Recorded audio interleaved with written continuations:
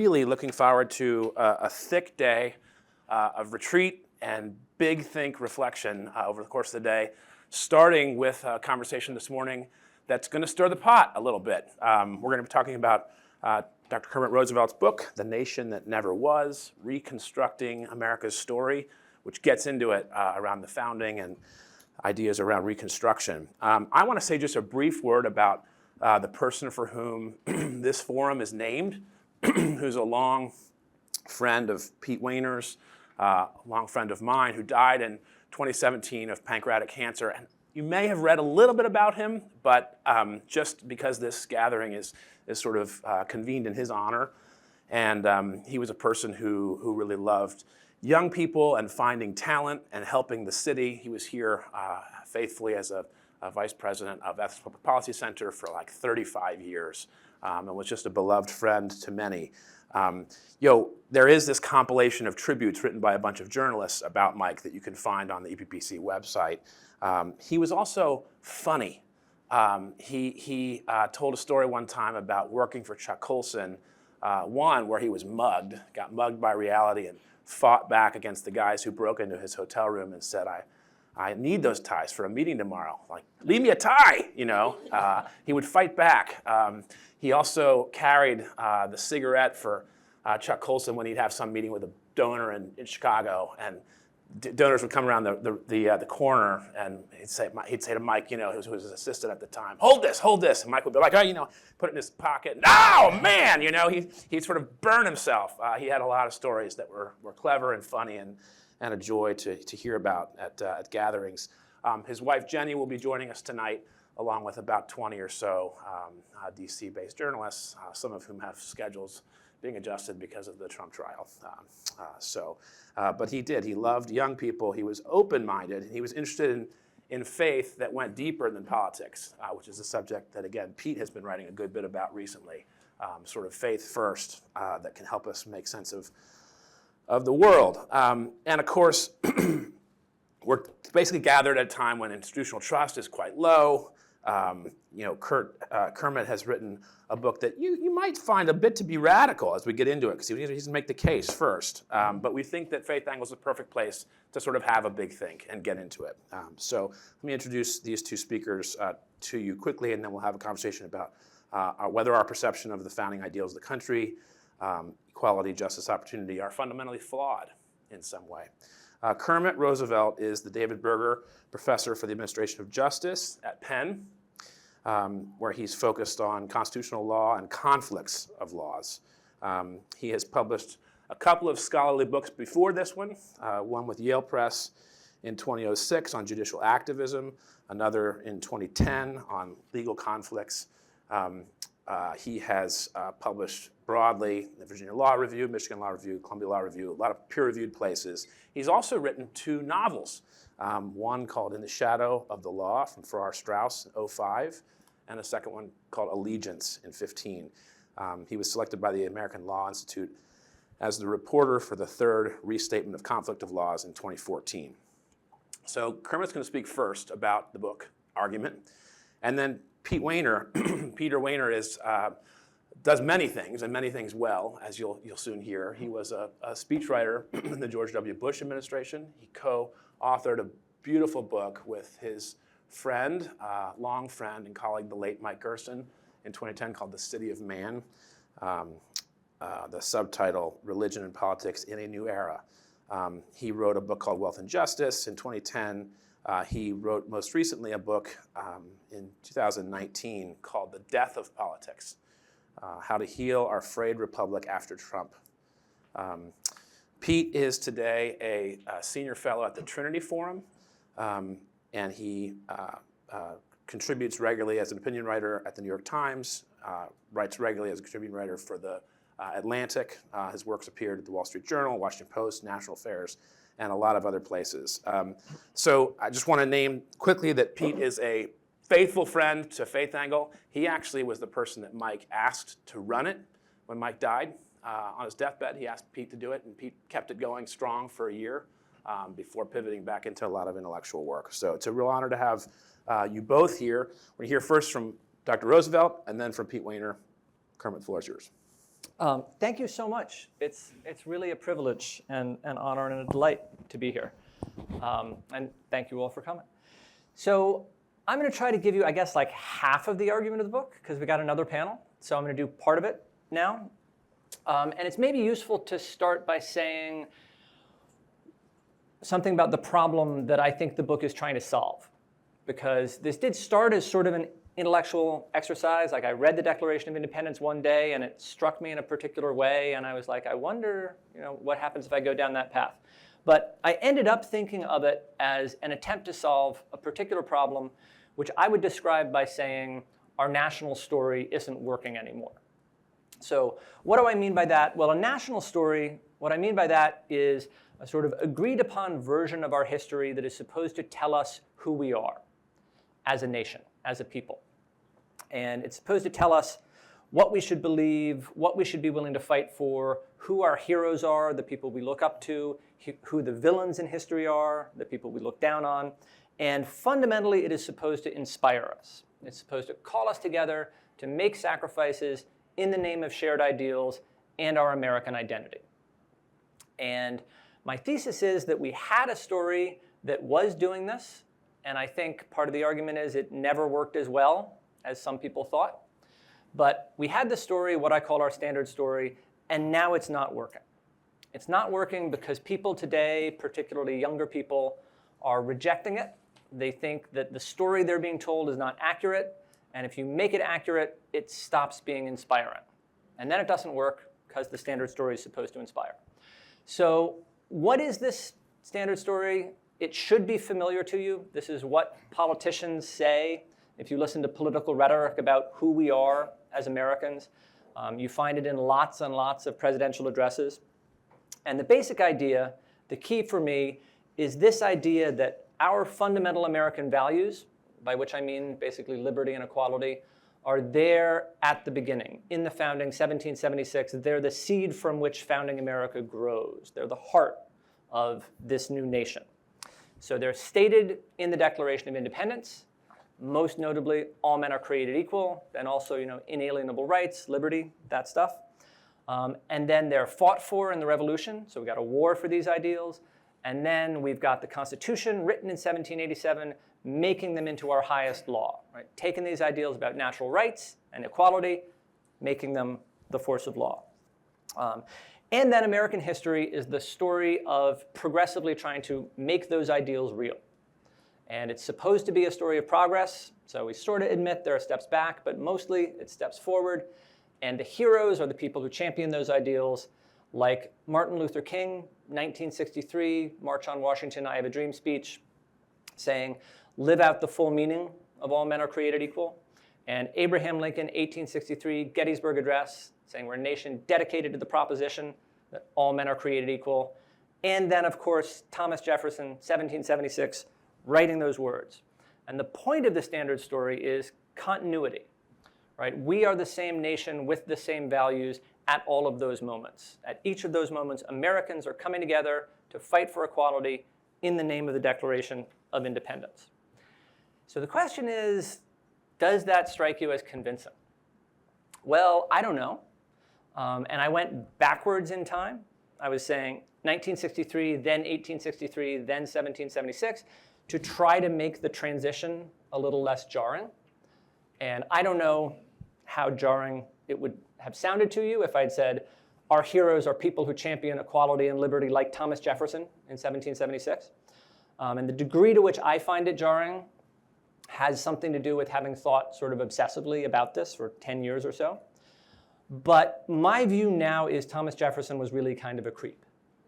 So like we all know, I think when he writes all men are created equal, there's an enslaved person standing at his elbow. But more than that, he enslaved his own children.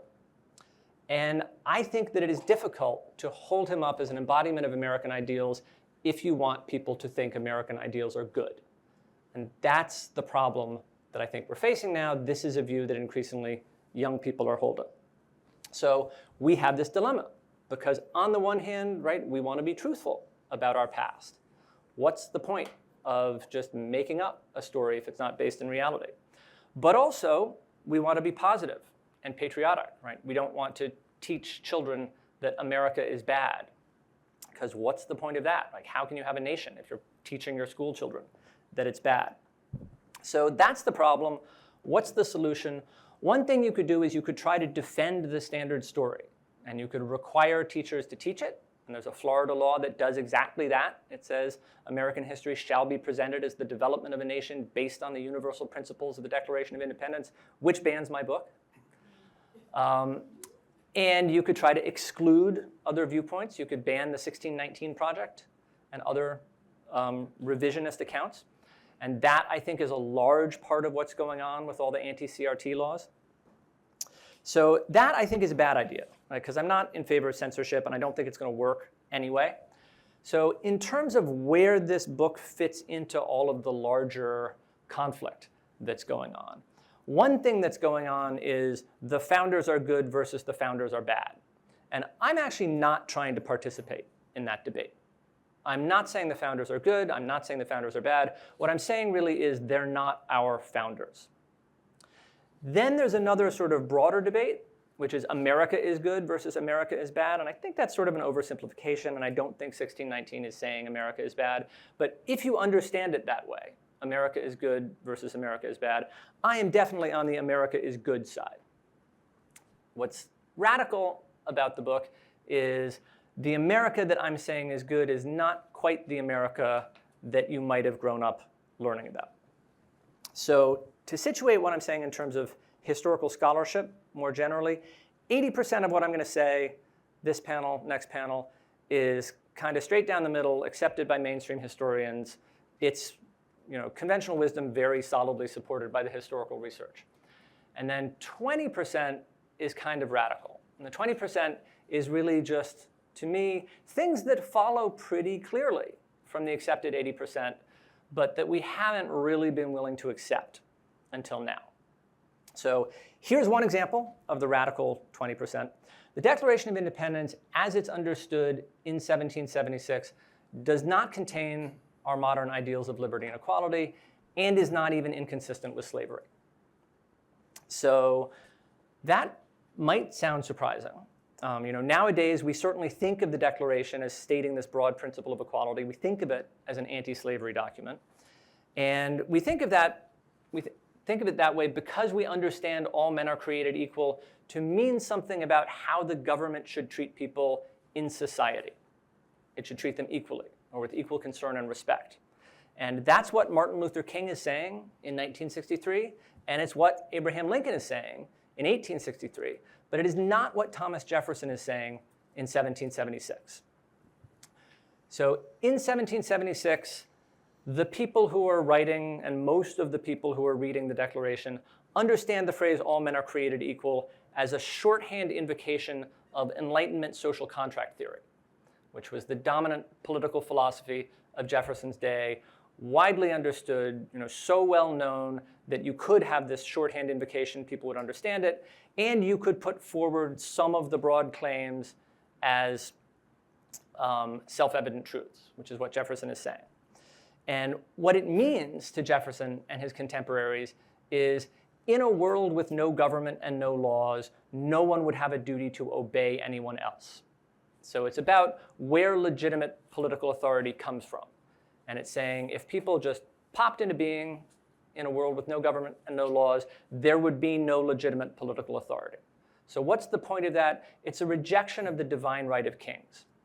Because someone might say, King George might say, although in fact the British weren't maintaining this anymore, but someone might say, my authority comes from God, and you can never reject it. Right? If you rebel against the crown, you are not just a traitor, you are a sinner. Jefferson obviously doesn't like that because he's trying to make the case for independence. So he gets rid of the divine right of kings with this one phrase, all men are created equal. And the important point is that's all it means in Enlightenment social contract theory. And you can read John Locke's second treatise on government. The argument of the Declaration comes very directly from that. It's about the origin of legitimate political authority. It's about how governments come into being. It doesn't mean that once a government is created, it has to treat people equally. There is stuff in the preamble about how governments have to act, and we'll probably talk about that later. but doesn't mean they have to treat people equally. It doesn't mean that for the insiders, the people who come together and form the government and give it its authority from their consent, and it definitely doesn't mean that for the outsiders, people who are not part of the political community.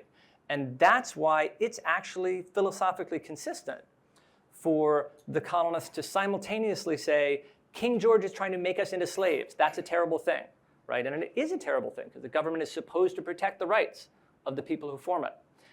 And they can also say, King George is inciting insurrections among the people we enslave. That's a terrible thing. Slavery is okay, or at least not categorically impermissible if you're enslaving outsiders, people who are not members of your political community. And I'll talk more about the insider-outsider line later. But let me just tell you a little more about this claim, because the historians who have studied the Declaration and its context agree with, as I said, about 80% of what I just told you. So they agree about the social contract theory. They agree this comes from Locke. They agree that it's about the state of nature. They just also seem to assume that it's this broad moral principle about equality within society. But I've never heard a very good explanation for why Jefferson would say that. And if you think about it from the perspective of 1776, it seems very unlikely that either he or his readers thought he was doing that.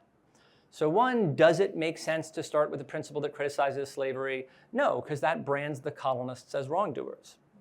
And two, what would happen if Jefferson wrote a passage that criticized slavery? Well, we kind of know, because he wrote a passage that criticized not the slavery practiced by the American colonists, which would be counterproductive, but the international slave trade, which he thought he could pin on King George.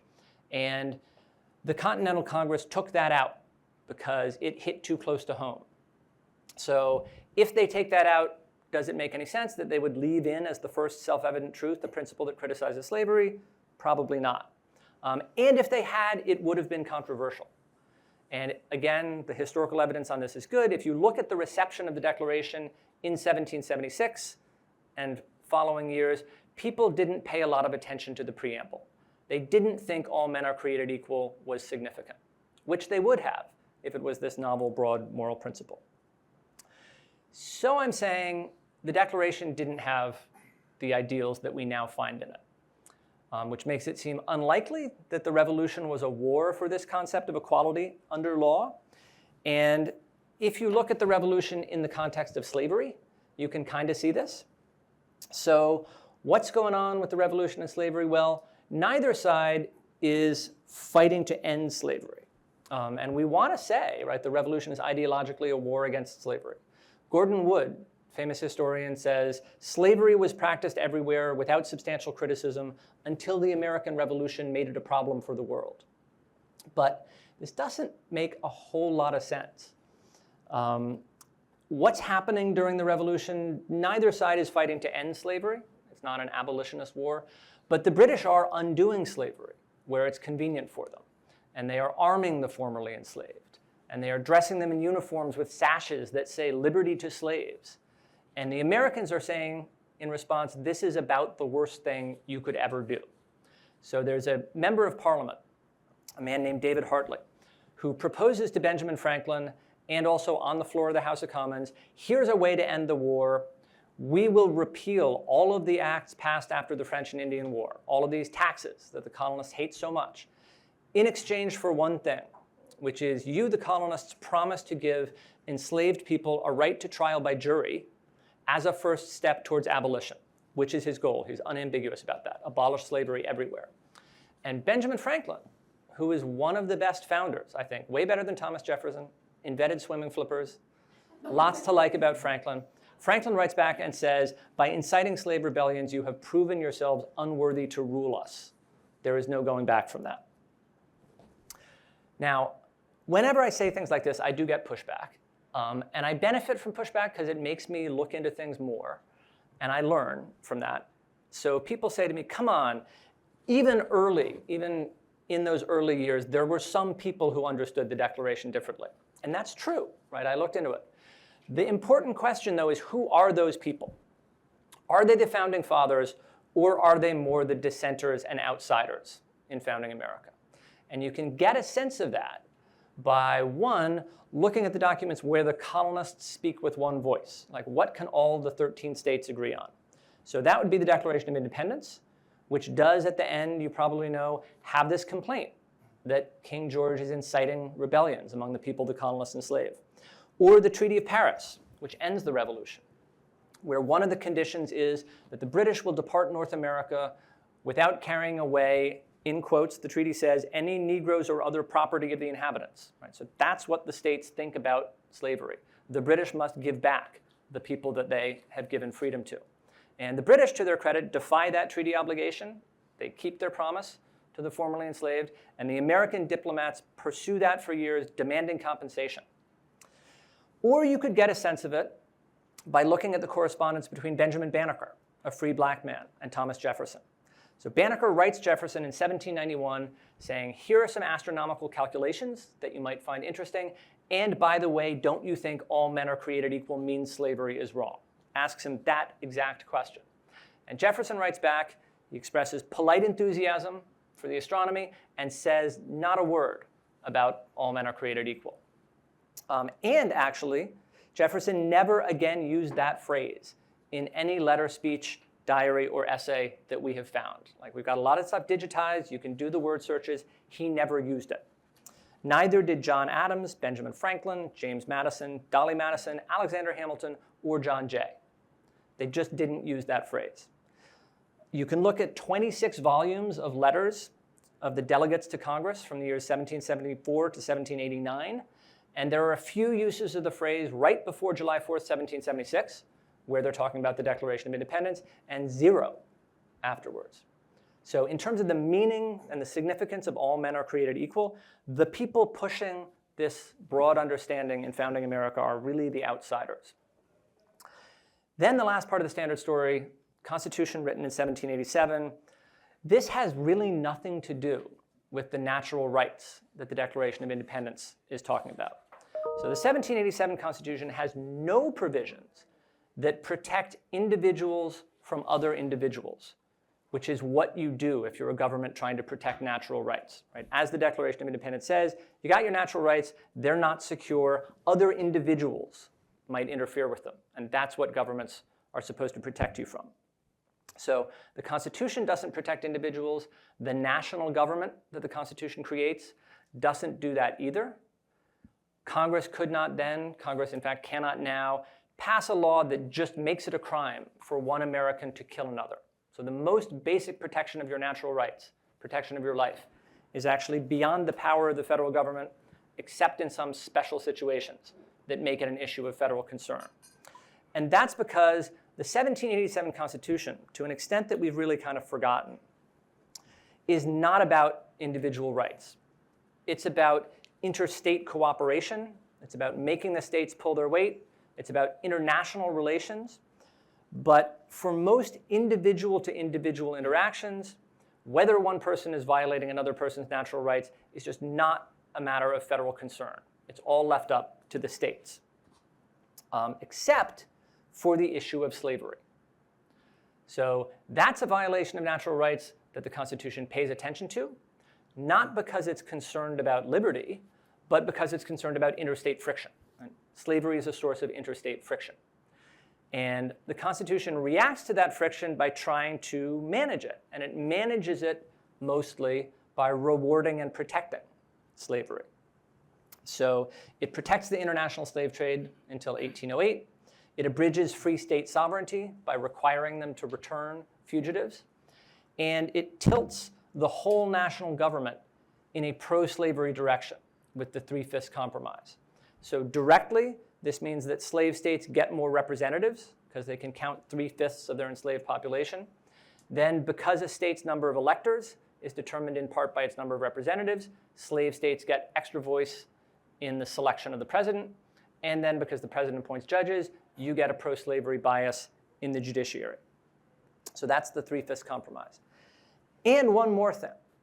The 1787 Constitution contains a rule that Congress can't ban slavery in the territories and that black people can never be United States citizens.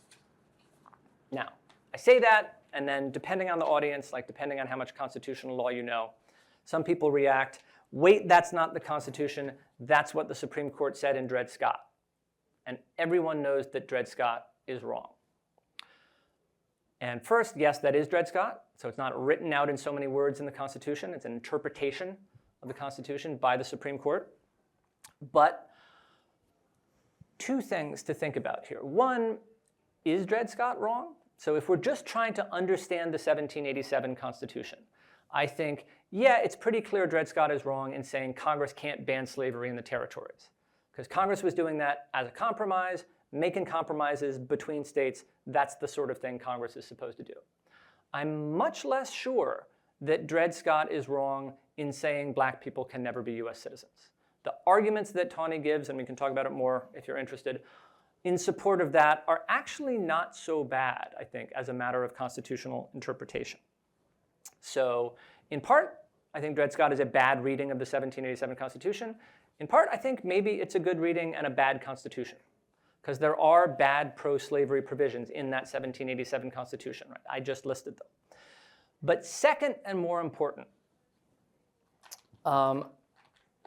saying that Dred Scott is wrong does not rescue the 1787 Constitution from responsibility for that decision, which is what this is all about, the question of whether Dred Scott is wrong. Because Dred Scott is a 7-2 decision. And you can say, oh, those 7 were biased pro-slavery judges, and maybe they were. But then you have to face the question, how did we get 7 biased pro-slavery judges on the Supreme Court? And the answer is pro-slavery presidents, who we got in part because of the 3/5 compromise. So the bottom line there is Dred Scott, I think, is clearly wrong in part. It's less wrong in another part. And it is at the least a predictable consequence of the system set up by the 1787 Constitution. So here's the question, right? Can you say that? Can you say Dred Scott is maybe right? It interpreted the Constitution correctly. Or can you say Dred Scott is at least a predictable consequence of the system we set up, or the system someone set up in 1787, and not be condemning modern America? Well, that's hard, I think, if you're trying to tell the standard story, if you're trying to tell a story of continuity, where we're the same America we always were. But it's a lot easier if you're trying to tell a different story, a story of rupture, where founding America maybe wasn't so great, and it was defeated and overthrown, and we are the heirs not of the founders of 1776 and 1787, but of the people who destroyed their America. And that's what I call the better story, which we're going to get to, I guess, later. I want to say just one more thing before I stop, if there's time, for just like a couple more minutes, which is, like, so here too I get pushback, which has helped me improve and sharpen the argument. Because people say, no, there's a lot of equality in founding America. There's a real ideal of equality, and you can look at this, and you can find constitutional provisions that support it, which is true, and it's really interesting, I think. So, why does the president have to be a natural-born citizen? Because the founders were concerned that otherwise some foreign prince might come in, and people were like, ooh, glamorous aristocracy, let's make that person our president. And they didn't like that. There's a very strong anti-aristocratic line running through the Constitution. Same thing for why the president has to be at least 35. Because who's going to be elected before they're 35, before they have a record on which you can judge them? The famous child of famous parents. Right? It's sort of anti-aristocratic. And in fact, we've got an explicit ban on titles of nobility. Right? So important, that's one of the very few things the Constitution says states can't do. No titles of nobility. So there is a real idea of equality. And you can encapsulate it in the phrase, this is America, there are no kings. So once you define your political community and you're like, we are the Americans, then they have this ideal of equality. No one is better than anyone else by birth. No one is naturally better. So we don't like superior insiders. That is the founding ideal of equality. And it also has something that we can cash out in terms of respect for individual rights. The government has to be neutral. The government can't play favorites. There's a strong strand of that too. The government can't just take something from one person and give it to another. because it likes this other person better. Now that actually turns out to stop the government from acting to promote equality. So if things have gotten very unequal, it's going to turn out the government can't redistribute in the name of equality. So it's more neutrality. But the key point, or the main point that I want to make here is, founding America has this idea that there shouldn't be superior insiders. There shouldn't be kings. It is totally fine with the idea of inferior outsiders. There can be slaves. And our modern commitment to equality has both these things, but I think that we understand it more and feel it more deeply with respect to the there are no slaves. This is America, there are no slaves, rather than this is America, there are no kings. But that is not in the Declaration at all. Neither is democracy, by the way. So that's the question that I'll leave you with to induce you to come back for the next panel, I guess. Where does this idea, this is America, there are no slaves, come from? How does that idea become part of our higher law? That's the better story. That's great. Thank you, Kermit. Pete. Sure. Thank you, Professor Roosevelt, for the book and for the comments. Let me say first to thank Josh and Nicole for hosting the Faith Angle Forum. And when I handed over the baton to Josh to run the Faith Angle Forum, it was one of the wiser decisions that I made. And he's done great work with it. I think has continued to open the aperture of the discussions through the Faith Angle Forum, which I think is important to do. In terms of Mike Cromarty, You know, before you start talking about Mike Cromarty, can you say that part about Josh again? Exactly. Just kidding. Exactly. What I said, just for the record, is that Josh trashed the program after I handed it over to him.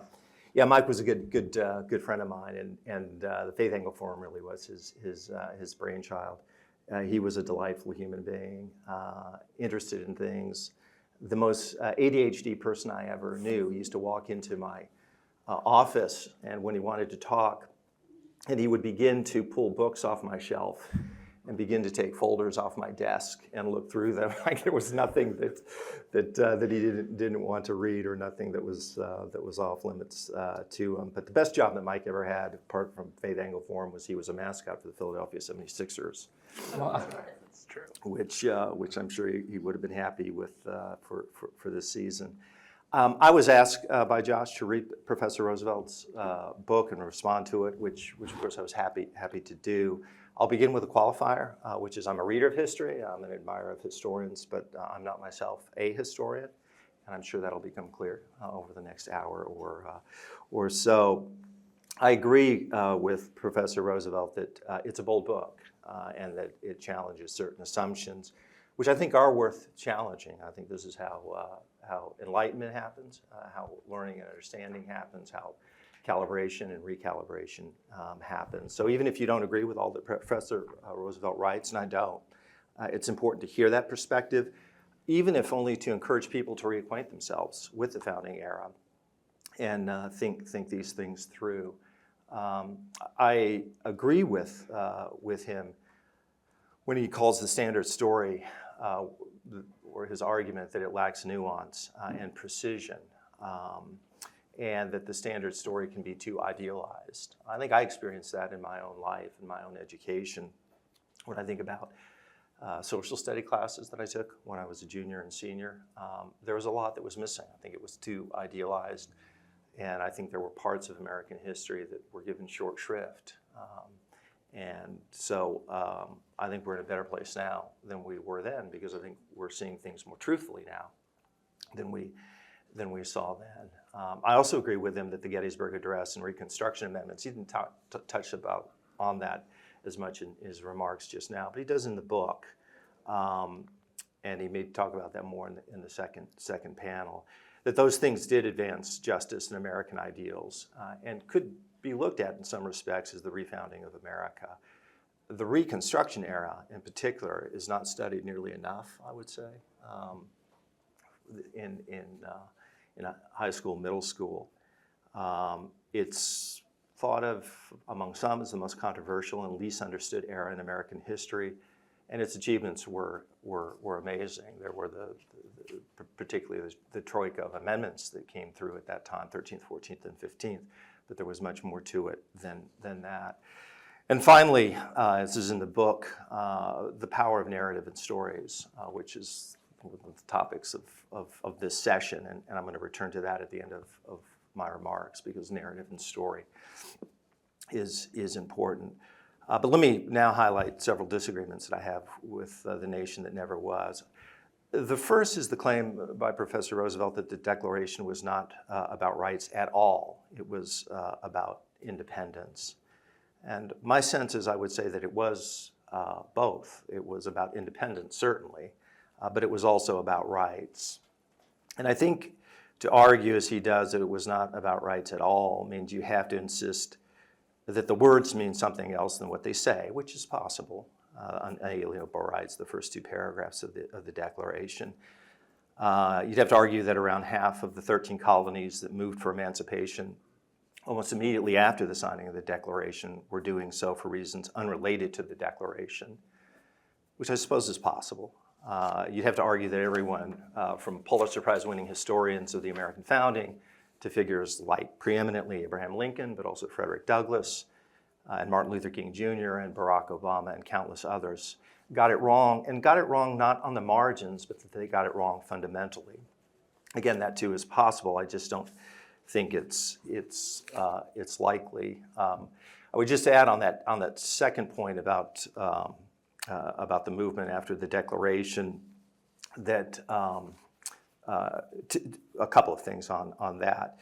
John Adams was writing a decade before the Declaration, 1766, that all men were equal, and that Jefferson himself never claimed that he invented or originated the idea of equality in 1776. And if you go back and read the history of Massachusetts, which is driven by Adams, and Pennsylvania with Franklin, they drafted and passed a constitution to free slaves within years of the passage of the Declaration.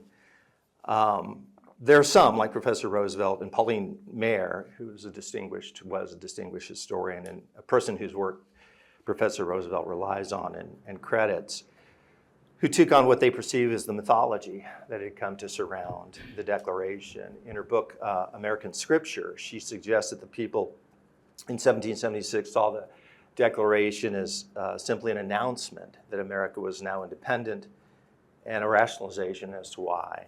She called Jefferson the most overrated person in American history. And whether that's a fair assessment or not, and it's certainly a minority assessment, she makes a pretty persuasive case that Jefferson was less the author than the draftsman of the Declaration. It's been said that the Second Continental Congress that emerges in Maier's account acted as a kind of superb editorial committee, taking away irrelevancies and weak points and producing a stronger and more persuasive document in the Declaration. To be clear, I'm not a Jefferson worshiper, in part for the reasons that Professor Roosevelt said. I'm somewhat more drawn to James Madison than I am to the Sage of Monticello. But for his part, here's what Abraham Lincoln, who was not an incidental and or easily dismissed person in the American story, said about Jefferson. This is in his letter to Henry Pearson, 1859.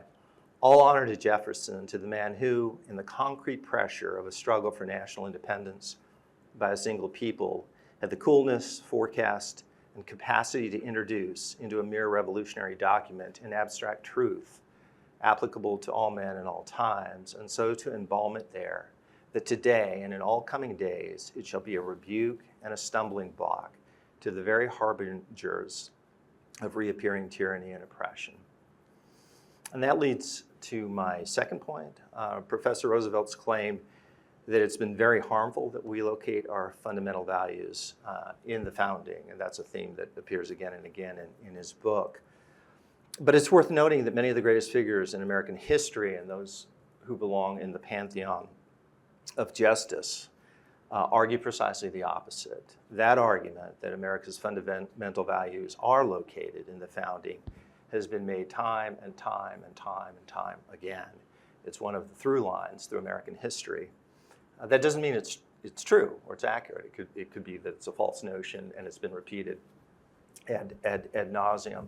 On the other hand, these are people from different eras who are impressive in their own right.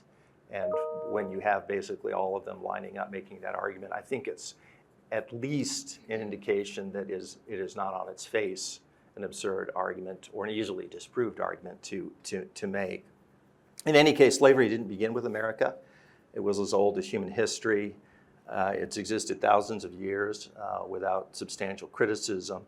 And what originated in America was what Princeton historian Sean Wilentz, no conservative, called organized anti-slavery politics. And it did so because of those Enlightenment precepts in the Declaration in the first two paragraphs. Gordon Wood, whom Professor Roosevelt alluded to and is perhaps the most eminent historian of the founding, has said that Jefferson's proposition in the Declaration of Independence that all men are created equal is the most powerful proposition in American history, bar none. Once unleashed by the Revolution, the idea of equality tore through American society and culture with awesome force. And then he added, the Revolution unleashed anti-slavery sentiments that led to the first abolition movements in the history of the world.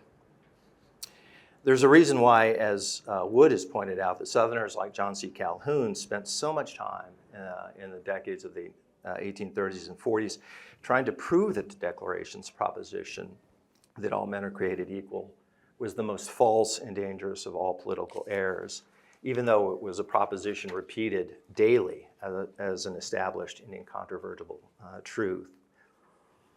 I do agree with Professor Roosevelt that the Declaration has had an immediate purpose, and was directed to a revolutionary effort that was not about universal human equality. And yet in that document, Jefferson did choose to insert, and the Congress chose to insert, a statement of universal human equality, a statement that has served, as Lincoln said, as a stumbling block to tyrants ever since, and which was utterly vital to the case of abolition and civil rights. At least I would argue so, and I think some of the people that I named earlier would. So to deny this and to pretend it has no meaning or was not understood by the people who wrote it or read it originally is, I think, a mistake. And recall, too, how Lincoln described what the founders were thinking. They meant to set a tone for the future, and these are Lincoln's words, to declare the right so that the enforcement of it might follow as fast as circumstances should permit. They meant to set it up as a standard maxim for free society, which should be familiar to all and revered by all, constantly looked to, constantly labored for, and even though never perfectly attained, constantly approximated, and thereby constantly spreading and deepening its influence and augmenting the happiness and values of life to all people of all colors everywhere. Of course, Lincoln emphasized this facet of the story and made the tradition clearer and sharper, but that too is part of our inheritance, and it's not possible to understand the Declaration now except through Lincoln. That's how history works, and it's how America's self-understanding has taken shape.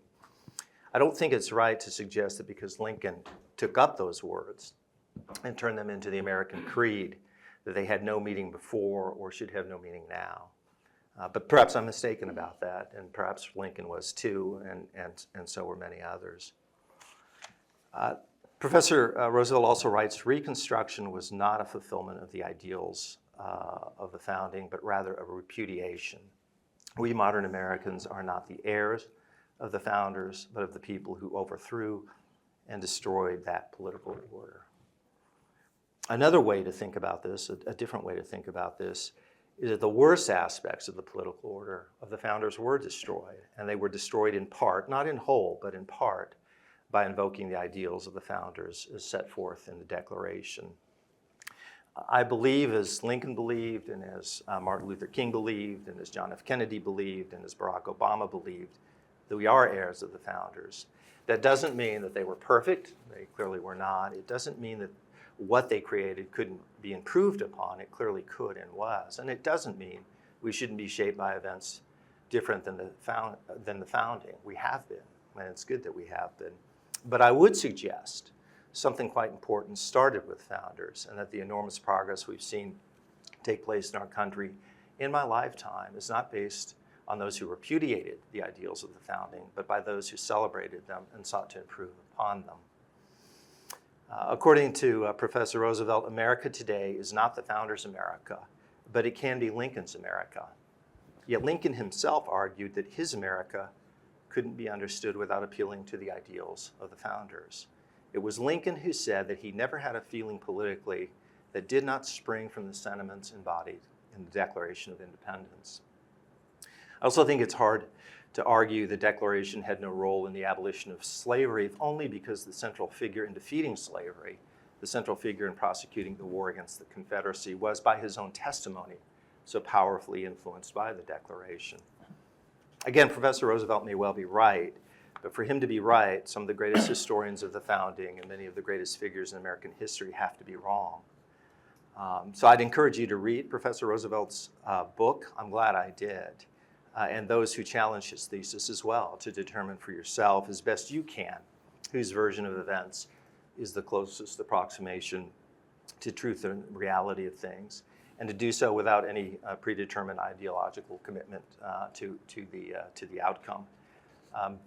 Just a word on that. It's very easy for all of us, myself included, when we try and understand things. I think probably particularly with history, but not only history, that we approach those investigations like a lawyer who has a client. And so you go in with a predetermined outcome, and your effort is to try and search for facts and arguments that validate what you already believe. We all do that to some extent or another, but the degree to which we can recognize that and to try and guard against it and to let new evidence and new facts shape our understanding of things, whether it's matters of history, politics, faith, or anything else, is, I think, all to the good. And I want to associate myself with Professor Roosevelt in this respect. I think we can tell a better story about America, a more appealing and inspiring story about America. And we can do that by invoking the Civil War, the Gettysburg Address, and especially Reconstruction, where he and I differ, I think, based not on my knowledge as a historian, but based on my own reading of history and what I've gleaned from historians, is that this better story doesn't require the repudiation and certainly not the jackhammer decimation of the earlier story, the founding story. Professor Roosevelt argues for a radical break, a complete rupture with the original founding, and therefore on discontinuity, whereas I think Reconstruction is in some sense, the actualization of the ideals set in motion in the Declaration. Falling short of the pursuit of the ideals of the founding isn't an indictment of those ideals. The historian Mark Knoll has said that historians must resist the temptation to divide the American past into two discrete halves separated in 1865 and 1877, but rather insist on considering the nation's story as a continuous series of adjustments, with every new era deeply affected by earlier currents that expanded, contracted, or remained much as before. And that sounds about right to me. Speaking of Mark Knoll, who is an estimable historian, he was at Wheaton College, then Notre Dame, is now emeritus, and one of the leading historians on the role of faith in American history. Actually wrote a really fascinating book. I don't know if you've read it, Professor Roosevelt's The Civil War's Theological Crisis, which I'm happy to get into on why it was so fascinating to me. But the short version on that is that the story that Christians like to tell themselves, which is that Christianity was on the side of abolition and was this piston in the engine of abolition and justice, is only partly true. There were deep divisions if you read the history of the South, and many of the most prominent advocates for slavery were clergymen in the South who invoked verses in Scripture to make their argument. And of course, Christianity had very little to say about slavery for its first 1,700 years, 1,800 years itself. So in any event, that's a little bit of a rabbit hole to go down, but that book is worthwhile. And I think I would say somewhat in the spirit of what Professor Roosevelt is trying to do, which is let's take a look at what was really happening at the time and let's tell the story truthfully. But in any event, Mark, I wanted to say a word about the intersection of faith, which is relevant to the faith angle forum, and Reconstruction, which figures prominently in the work of Professor Roosevelt. And so this idea of religion and Reconstruction, and Noel has written about it. It's been said that by 1860, religion and politics had fused more completely than ever before in the American Republic. And Noel has written that between the firing of Fort Sumter in April of 1861 and the inauguration of President Rutherford B. Hayes in March 1877, almost everything respecting religion in American public life changed. The last 2 decades of scholarship affirm what James McPherson said in 1998. Religion was central to the meaning of the Civil War as the generation that experienced the war tried to understand it. Religion should be central to our efforts to recover that meaning. So Reconstruction transformed religions, and religions shaped Reconstruction. Black churches were at the center of remaking the United States post-Civil War political system into one that incorporated formerly enslaved black men into the body politic and revised the legal code to provide civil rights to these new citizens, according to Yale's Nicole Turner. That is, I think, a significant historical fact and one that deserves a good deal more attention. The last thing I want to say is something about the power and the importance of narrative, since, again, that is one of the topics for this gathering. Psychologists will tell you that often our lives are fractured and disintegrated. We have a fragmented identity. The path to healing and wholeness is to reclaim all parts of our story and to do that truthfully. When we integrate all parts of our story into a narrative, it can help us to make better sense of it all. I just want to say, personally, I'm a person of the Christian faith. And I know during the times of greatest grief and sorrow or pain that I've experienced in my life, that has been important to me, which is, as a person of faith, to try and locate what I'm going through within a larger narrative and a larger story.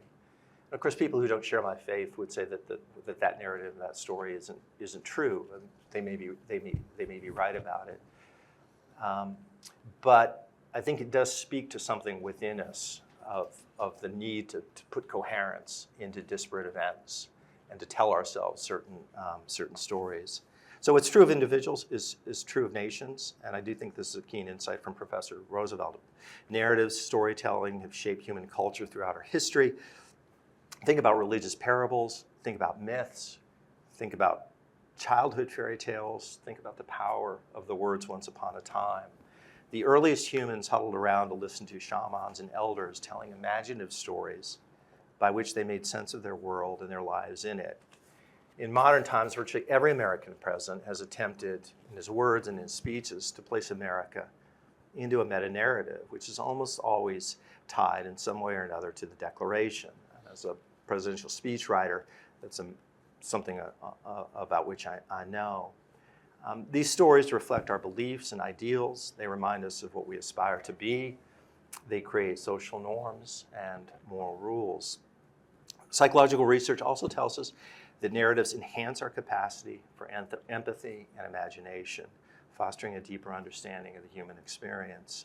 Storytelling can give voice to the dispossessed and the powerless, promote mutual understanding. It can bridge different worlds and give voice to truth. On the flip side, storytelling in the wrong hands can blow apart bridges of understanding, and it can give voice to lies. So it's a double-edged sword. Professor Roosevelt has to place himself in our current era within a story.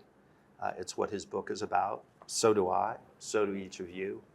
And as journalists, you have an opportunity that a lot of others do not, which is not just to report on events, but to replace those events in a larger context, a broader narrative, to help us better see the truth, knowing that the truth will set us free. So good luck with your work, and we'll open it to conversation. And by all means, if you want to go into areas beyond the book, which some of you read, but some of you may not have, we can do that. So at least as far as I'm concerned, anything is on the table, from career to life in America today. So thanks a lot, and thanks for being here and being part of the Faith Angle Forum. Thank you both. We should. That's great. Well, I wasn't sure how that was going to go, and that was great. All right, so you've got a table card, place card before you. If you've got a question, maybe flip that up. We'll get a queue going, and let's dive in. And I'm going to suggest, because we have until 10:45, that we go straight. We're not going to take a break. We'll take a break then for coffee and the like. But if you've got a question, up you go. Let's start with Philip Wegman from Real Clear Politics. Thanks, Professor. I don't know if I'm using this microphone correctly. Yeah, thank you for your presentation, Professor. Just to steelman this a bit, I'm wondering if you might respond to maybe three authorities on this question of the nature of the American founding. You know, when Frederick Douglass calls the Declaration and the U.S. Constitution glorious liberty documents, is he making that up out of whole cloth? Or, for instance, when Abraham Lincoln says that the U.S. Constitution is a golden apple within the silver frame of the Declaration, is that eisegesis? Is he reading something that wasn't there initially? Or, you know, Alexander Hamilton Stevens, the Vice President of the Confederacy, who argues that, you know, the Confederate Constitution is supplying something new, that there's the cornerstone of the Confederacy is the stone that was rejected by the founders, which is slavery, and it's applying something new. I mean, is he also incorrectly looking at the founding documents? You know, are these three individuals and others like them, for their own purposes, just making something up completely? You know, how do you explain sort of, I guess, at the start of the second founding, that you might call it, their view of the initial, 1776 moment? Yeah, that's Thank a you. great question. Super interesting. I mean, I want to talk about more people. I'll try to focus on the ones that you mentioned. But so starting with Frederick Douglass. So Frederick Douglass is very interesting because he changes his views on the Constitution. Frederick Douglass starts out saying that the Constitution is pro-slavery. And then he changes his views, and his change in views seems to have something to do with the ascendancy of the Republican Party. And what he ends up saying is the Constitution will cease to be pro-slavery when it ceases to be administered by pro-slavery men, which is true, right? You know, documents have flexibility. And if you're trying to advance a particular goal, you have two choices. I think you take the system as it is, and you work within it, and you view it in its best light, and you try to get the results that you want within the system. Or you can reject it and say, we're going to burn it all down, we're going to start over. And both of those tactics have prominent adherents and examples in American history. The weird thing that I say, sort of the big picture thing, is we tried to fix the system within the system. It didn't work, we had to break it. We burned it down and kind of started over, but we're pretending that we didn't. And to make the case for that, I'll have to tell you more about Reconstruction, which I'll get to. But that's sort of my big picture view. Frederick Douglass changes his mind on the Constitution. There are other abolitionists who say the Constitution is pro-slavery. William Lloyd Garrison publicly burns a copy. It's a covenant with death and an agreement with hell, he says. And like the consensus among law professors, and Sean Wilentz notably disagrees with this, but I don't quite understand why, is the 1787 Constitution is pro-slavery. Depends a lot on what your baseline is, and I would be happy to talk more about that with particular provisions. But most people do think, like, the 1787 Constitution is pretty pro-slavery. Douglass, I think, sees the opportunity to read it in an anti-slavery way. And is he going to get rid of the U.S. Constitution? No. So, you know, he's making the best case he can. And does he really believe it? I don't know. You know, I think there is a degree of motivated reasoning that goes on a lot, as you just heard. Like, when you go into something, if you want a particular outcome, you tend to see it that way. So, you know, sincerity, I don't know. I think it's worth saying that with respect to the Constitution, he did change his mind. It's against the consensus of most law professors. All the abolitionists, though, said the Declaration of Independence is anti-slavery. Why did they say that? Are they sincere? I kind of think, like, what is the alternative? You know, if you're in America in the 1820s and you want to say America is an anti-slavery nation, what can you point to? Not the Constitution, right? The Constitution is worse. It's got these clearly pro-slavery provisions. Not other federal documents. You know, when Congress is passing nationalization acts, it says free white people can become citizens. So the Declaration is kind of all you got. And it does sound good. It doesn't sound as good as it could, though. And this is sort of an important point. Because yes, you can make a natural rights argument against slavery. You can appeal to Enlightenment social contract theory, even sort of.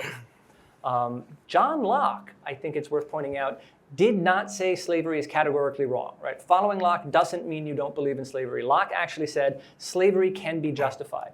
It is permissible to enslave defeated enemies in a just war. So if you're really following Locke, the question is, what is your justification for the slavery that you were practicing? Jefferson had some, right? What makes it difficult to justify slavery is not if you're talking about the state of nature, but the real world. And what means that you're talking about the real world is if you say people are born equal, not that they are created equal. And Massachusetts says that. So another very good point, Jefferson is not the only drafter. John Adams and Benjamin Franklin are there too. Adams and Benjamin Franklin, although Franklin's a little equivocal during the war, as I said, are anti-slavery. And in Massachusetts, you have a constitution that says people are born free and equal. The Massachusetts Supreme Judicial Court relies on that to abolish slavery. In that case, there's an argument based on the Declaration of Independence too. Massachusetts Supreme Court ignores that. One way of understanding what's going on in early America, I think, is it's sort of Massachusetts versus Virginia. So in Massachusetts, they say born free, they abolish slavery. In Virginia, they talk about this explicitly when they're drafting the Virginia Declaration of Rights, which is in many ways the model for the Declaration of Independence. And some people say, we say that people are by nature free and independent. Isn't that problematic for slavery? They change the language. They say they have certain inalienable rights, of which when they enter into a state of society, they can by no compact divest themselves or their posterity. This is to make clear that what they're saying does not have an impact on slavery. So like you've got different versions of natural rights theory out there. You've got the Massachusetts version, the Virginia version. Which is founding America? Well, I say, look maybe at the first presidents. Massachusetts and Virginia give us our first 5, 6 presidents, I think. But it tilts strongly in favor of Virginia because all the Virginians are 2-term presidents and the Massachusetts ones, that's the 2 Adamses, are 1 term. So it's like 32 years of Virginia, 8 years of Massachusetts. If you're trying to say there's an essence of founding America, which I think is probably not accurate, it's more Virginia than Massachusetts. So I'm sorry I spent a lot of time on Douglas. But Lincoln quickly. So here I think Lincoln is just wrong. So Lincoln says the Constitution is the frame of silver around the apple of gold, which is the Declaration. The Constitution is written to make the principles of the Declaration a reality. But this is where I was saying, no, that's not it at all. And I think that's just sort of, I think this is true if you think about what the Constitution actually does and how it works. So yes, there are people in founding America who care about natural rights. Who's going to protect your natural rights? It's the state governments. The state governments are the kind of governments described in the Declaration of Independence. The US Constitution, written in 1787, is not about the natural rights of individuals. It's about harmonizing relations between the states. It's about protecting the states so they can do their job of protecting the natural rights of individuals. But the Constitution is not trying to carry into execution the principles of the Declaration of Independence. That's just wrong. And then last, so Stevens and the Confederate Constitution. The Confederate Constitution is super interesting. It's almost identical to the US Constitution, right? They make explicit some things that they think are implicit in the US Constitution, like a ban on internal improvements, which is all about redistribution, sort of in the name of equality, or lifting up the downtrodden. They don't like that, but they think that they are faithful to the US Constitution. Now, Stevens does say, like, we're rejecting this idea of equality. And Calhoun sort of said that too. What they're rejecting there is the abolitionists' 1820s and thereafter understanding of all men are created equal. And they don't really try, and I think this is a slightly complicated question, they don't really try to say that's not what Jefferson meant. Or at least we don't remember them as saying that. Because there are also people who say that's not what Jefferson meant. Jefferson Davis, in his farewell address to the Senate, very clearly says this. Calhoun also says it elsewhere. He says, all men are created equal. That's a hypothetical truism, right? He means that's a thought experiment about the state of nature. Then, like, they sort of buy into Lincoln's understanding, and then they try to deny it, and they say things that sound just stupid, because they're like, all men doesn't mean all men. You know, Stephen Douglas in the debates is like, all men really means all British citizens. That's crazy, right? Roger Taney and Dred Scott is like, all men obviously doesn't include the African race. That is not what the words say. So if you're trying to make sense of what the colonists were saying, right, I think the reading that makes sense of what they were saying is pretty consistent with the way they acted, is not that all men doesn't mean all men, but that created equal doesn't have the implications that we think it does now. So like overall, who's sincere, who's not, I don't really know. It's kind of complicated. But I would say Martin Luther King is another super interesting example of this. Because look, there is King in 1963 talking about the magnificent words of the Constitution and the Declaration of Independence and saying, you know, denying black people the right to vote is inconsistent with the Declaration of Independence, and surely he believes all these things. Well, interesting, right? In 1948, as a junior in high school, he enters an oratory competition with a speech called The Negro and the Constitution, which is about kind of the same question as I Have a Dream, which is what determines how black people deserve to be treated in America, and it's all about Reconstruction. He says, we conquered Southern armies by the sword, and now we must conquer Southern hate, and if you give black people the rights that they are entitled to, they will defend, even by force of arms, the arc of federal liberty against the traitors. Which is, I think, like, wow, forceful, strong. But what else is that? It's divisive. How do white Americans and Southern white Americans respond to those words? Not so well. So I kind of think, with King at least, this really is strategic. So like Douglas, I don't know, Lincoln, I don't know. With King, I think this really is strategic. By the time he gets to 1963, he's trying to broaden his appeal and bring in white Americans. The way you do that, historically, is look at the founding. We all feel good about the founding, right? We're all connected to the founding. The founding's on my side. There are, I could say a lot more about well, I mean, we need to make sure that your consequences next answer has a little bit more passion, Okay, sorry. a little bit more historical fluency. That was massively I want to helpful, see. thank you. Yeah, sorry. I wonder if can I ask if Pete wants to weigh in on that? Yeah, briefly? I'll do it very briefly because I know you all have a lot of questions. I'd make several points, and all of what Professor Roosevelt has said is worth listening to. He's obviously knows his stuff and read it well. The first is, and it's a great question, Philip, that you ask. I do think that there's the fact that certain events were catalyzed after the Declaration, which hadn't ever happened prior to history, and they were virtually immediately after. A mentor of Professor Roosevelt's, Akil Amar at Yale, that's one issue in which he disagrees with him. And makes a very strong argument that essentially half of the 13 colonies almost immediately moved toward the abolition of slavery. And it's not just Massachusetts, it's also Pennsylvania and their constitutions. So I think that you have to argue that that's just incidental, that they actually were operating without basing it on the Declaration, or even that the Declaration is a negative sort of pro-slavery document. But to have all of history built around slavery, to have the Declaration in 1776, and like a light switch going on, this movement begins. It doesn't succeed, but there's no question that it was a catalytic event, or it was a catalytic moment.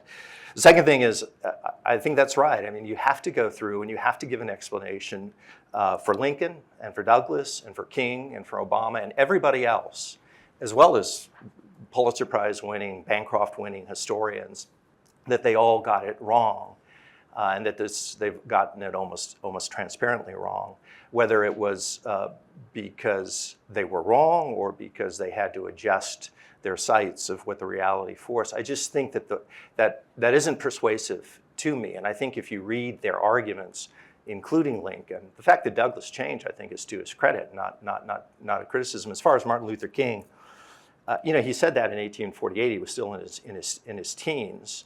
By 1963, he had read a lot, he had learned a lot, and you read that speech, and it's not only the I Have a Dream speech. If you read King's sermons and his letter from Birmingham jail, which is somewhat different, countless speeches that he gave, He returned again and again and again to the Declaration, just as Lincoln did. And that goes to my last point, which is because one of the central arguments that Professor Roosevelt makes is not just that the people got it wrong in saying that the Declaration was a liberty document. To him, the thing that concerns him much more is that it's been harmful that that's happened. And I just don't think that that accords with history.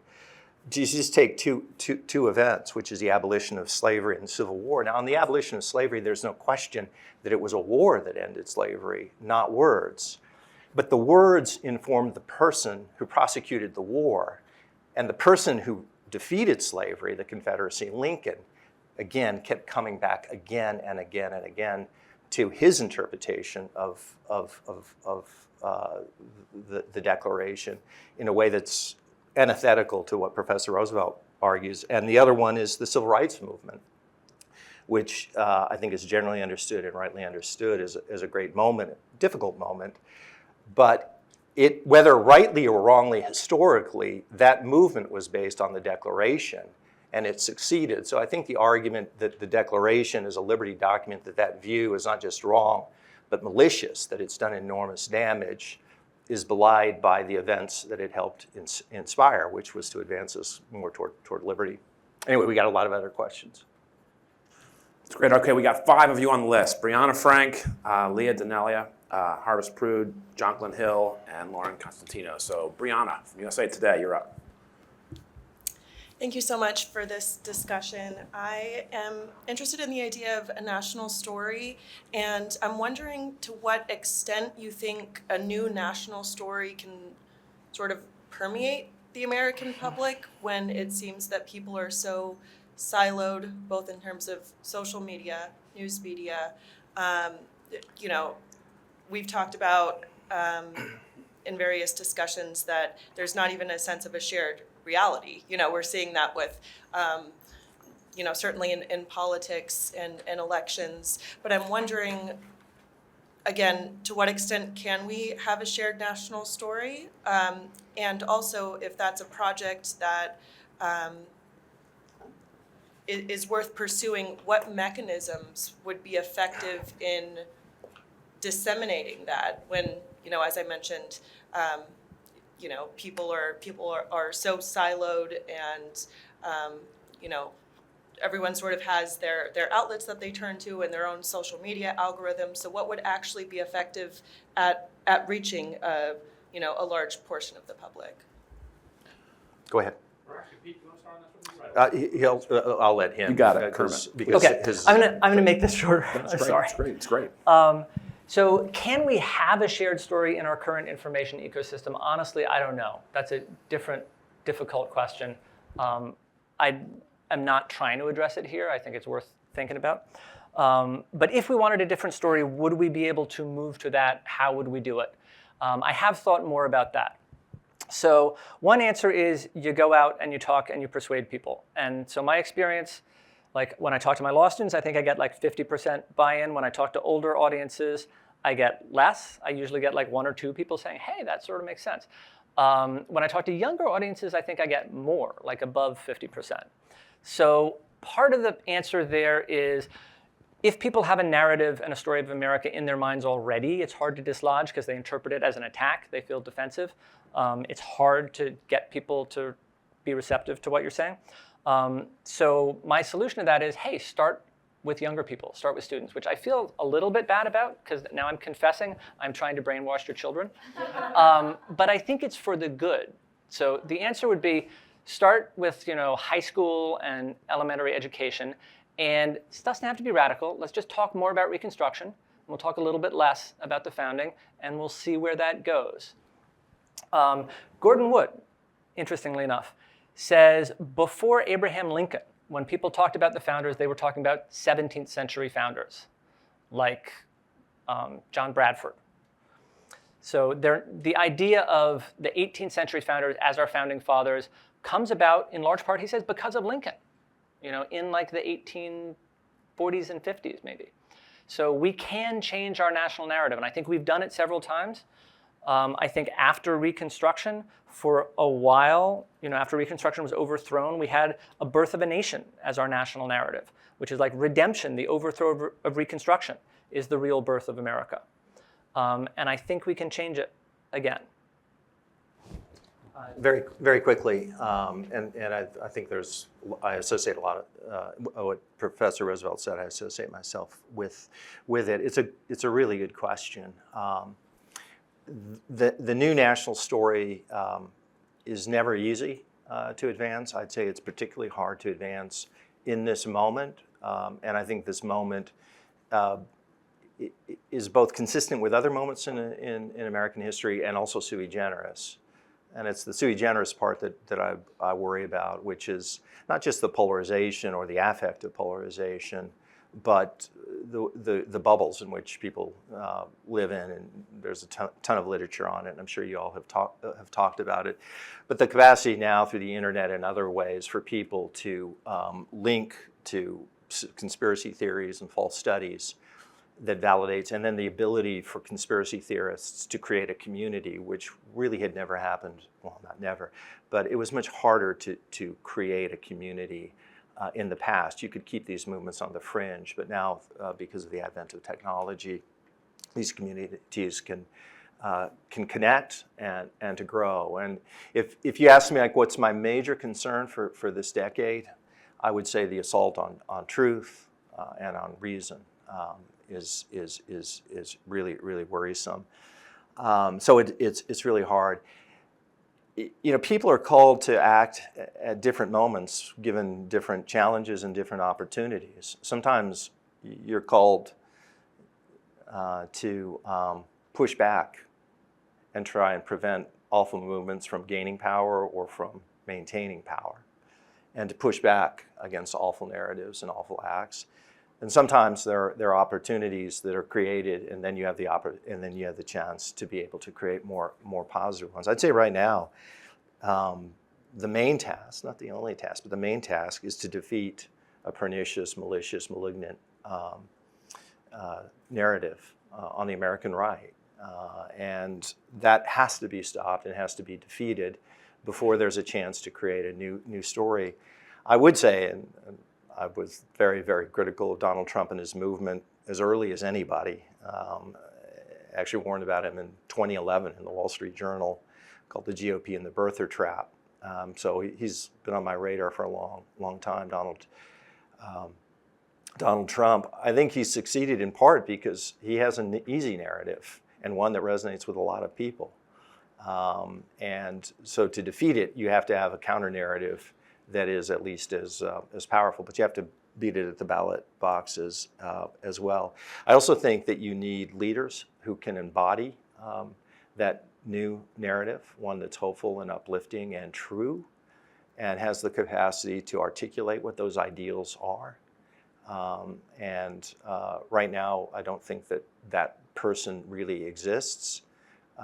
Joe Biden, I thought, in 2020 had the right theory of the case. I think the core of his argument was the soul of the nation. And I think he won in part because of it. But for a variety of reasons, he's not equipped to be able to make that case, like Barack Obama. And I wouldn't forget Barack Obama in terms of, he had the power. He was an enormously gifted person. And he had the power to create a narrative. That was all the excitement in 2008. It wasn't all that long ago. So I don't think we're destined to not have people who can articulate narratives. And then the last one is, the sense it's important to have people to have feeling of human agency, that they can actually change things. And the way I kind of understand it, or at least that I tell it to myself, is what we're called to be as individuals is to be faithful, not necessarily to be successful. You would prefer to be successful, but all you can do and control is to be faithful in your own life, your own domain, your own words, and your own actions. And life is a theater of vicissitudes, as Adam said. And you can make arguments at one moment, and Professor Roosevelt will know this because of his command of history, where these arguments just don't take root at a particular time. And then something changes, and often we don't know why it changes. And then the aperture widens, and there's a moment. So you have to keep making the arguments as best you can, and then you have to hope and trust that events allow in this case, a new narrative to take hold. Let's go next to Leah Danelia from NPR Code Switch. Hi, thank you both. My question is also about narrative. You both talked about meta-narrative and kind of the importance of having a narrative that's both positive and truthful, and one that can be inspiring. And I'm wondering if you could talk more about why it's important for that narrative to be positive rather than more neutral, and if having a positive narrative ever interferes with that pursuit of a truthful narrative. Go ahead. You can talk maybe some about Reconstruction too, because that's such a fascinating. Well, sure. So I think that's a great question. In part, I guess I'm sort of taking it for granted because when people say, we don't want to teach our school children that America is a bad country, I'm like, yeah, that makes a lot of sense. So I'm sort of starting from the premise that nations need a story that brings people together and inspires them and makes them believe in the nation. Now, maybe that's not true necessarily. So there are other countries that don't have national stories in the same way that we do, that don't feel a sense of continuity to the founders in the same way that we do. I think actually almost no country feels a sense of continuity with the founders in the way that we do.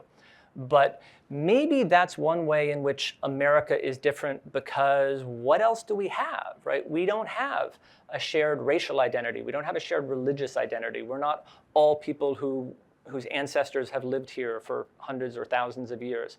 So in a sense, what brings America together is ideas and fidelity to the Constitution. And then part of that also, I think, is narrative. Now, the standard story, as I've been describing it, doesn't have to be super positive and triumphalist. So there are basically two versions out there. There's the conservative version, which is like, America, you're great. You have lived up to the promise of the Declaration of Independence. Good job. And there's the sort of progressive version, which is, America, there are still problems. You have not lived up to these ideals. You need to fix them.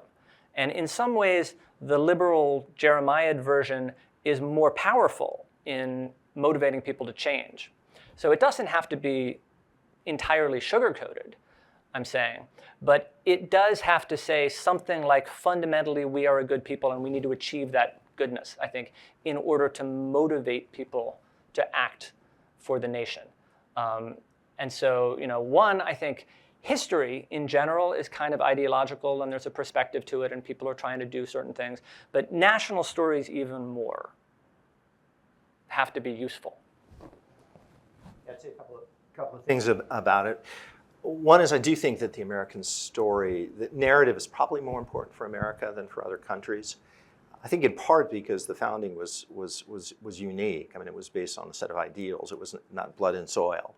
And so, but the very nature of how the country was founded, I think that the need for narrative is probably stronger in this country than not. When positive narratives come up against truth, I don't know which is more important or which wins. I mean, I would say truth. I just think that you can't falsify events in order to advance a narrative, even if you think it's important. Of course, you could have caveats to any rule, but as a general matter, I think to distort truth is wrong, and I think it leads you into ultimately bad places. I don't think it necessarily needs to be that you don't have a positive narrative if you are critical of the founding of the country or aspects historically. I mean, in some respects, Professor Roosevelt's book, although, as I said, I have disagreements with it, I think it's probably a repudiation. His argument, if I simplified it, is don't look to the Constitution, the Declaration, look to the Gettysburg Address, and look to Reconstruction. And out of that, he would argue, and I think he's right, you can make a pretty compelling story and narrative. He just locates it at a different place. So I don't think you have to idealize, certainly you don't have to idealize the American founding or the American founders to get a positive story. I think what you have to do is to locate the argument for justice and human flourishing and to show people that that's within our reach and within our capacity and give them specific ways to be able to do it. To the degree that you can use history and to summon the better angels of one's nature by linking it to the best part of who we've been as a society, as a country, that helps. But you can also speak with enormous force and power of the evils of history, which can actually catalyze in people, kind of move their hearts to say, this is what happens when you commit yourself to injustice. And that motivates people to try and promote justice. If I could take liberty to just add a quick addendum to that, I think, if you're a journalist and you're thinking about a gemstone for a piece that is positive but kind of embellished versus a gemstone or a cornerstone to your piece, a framing to your piece that is realistic and compelling, you're going to choose B.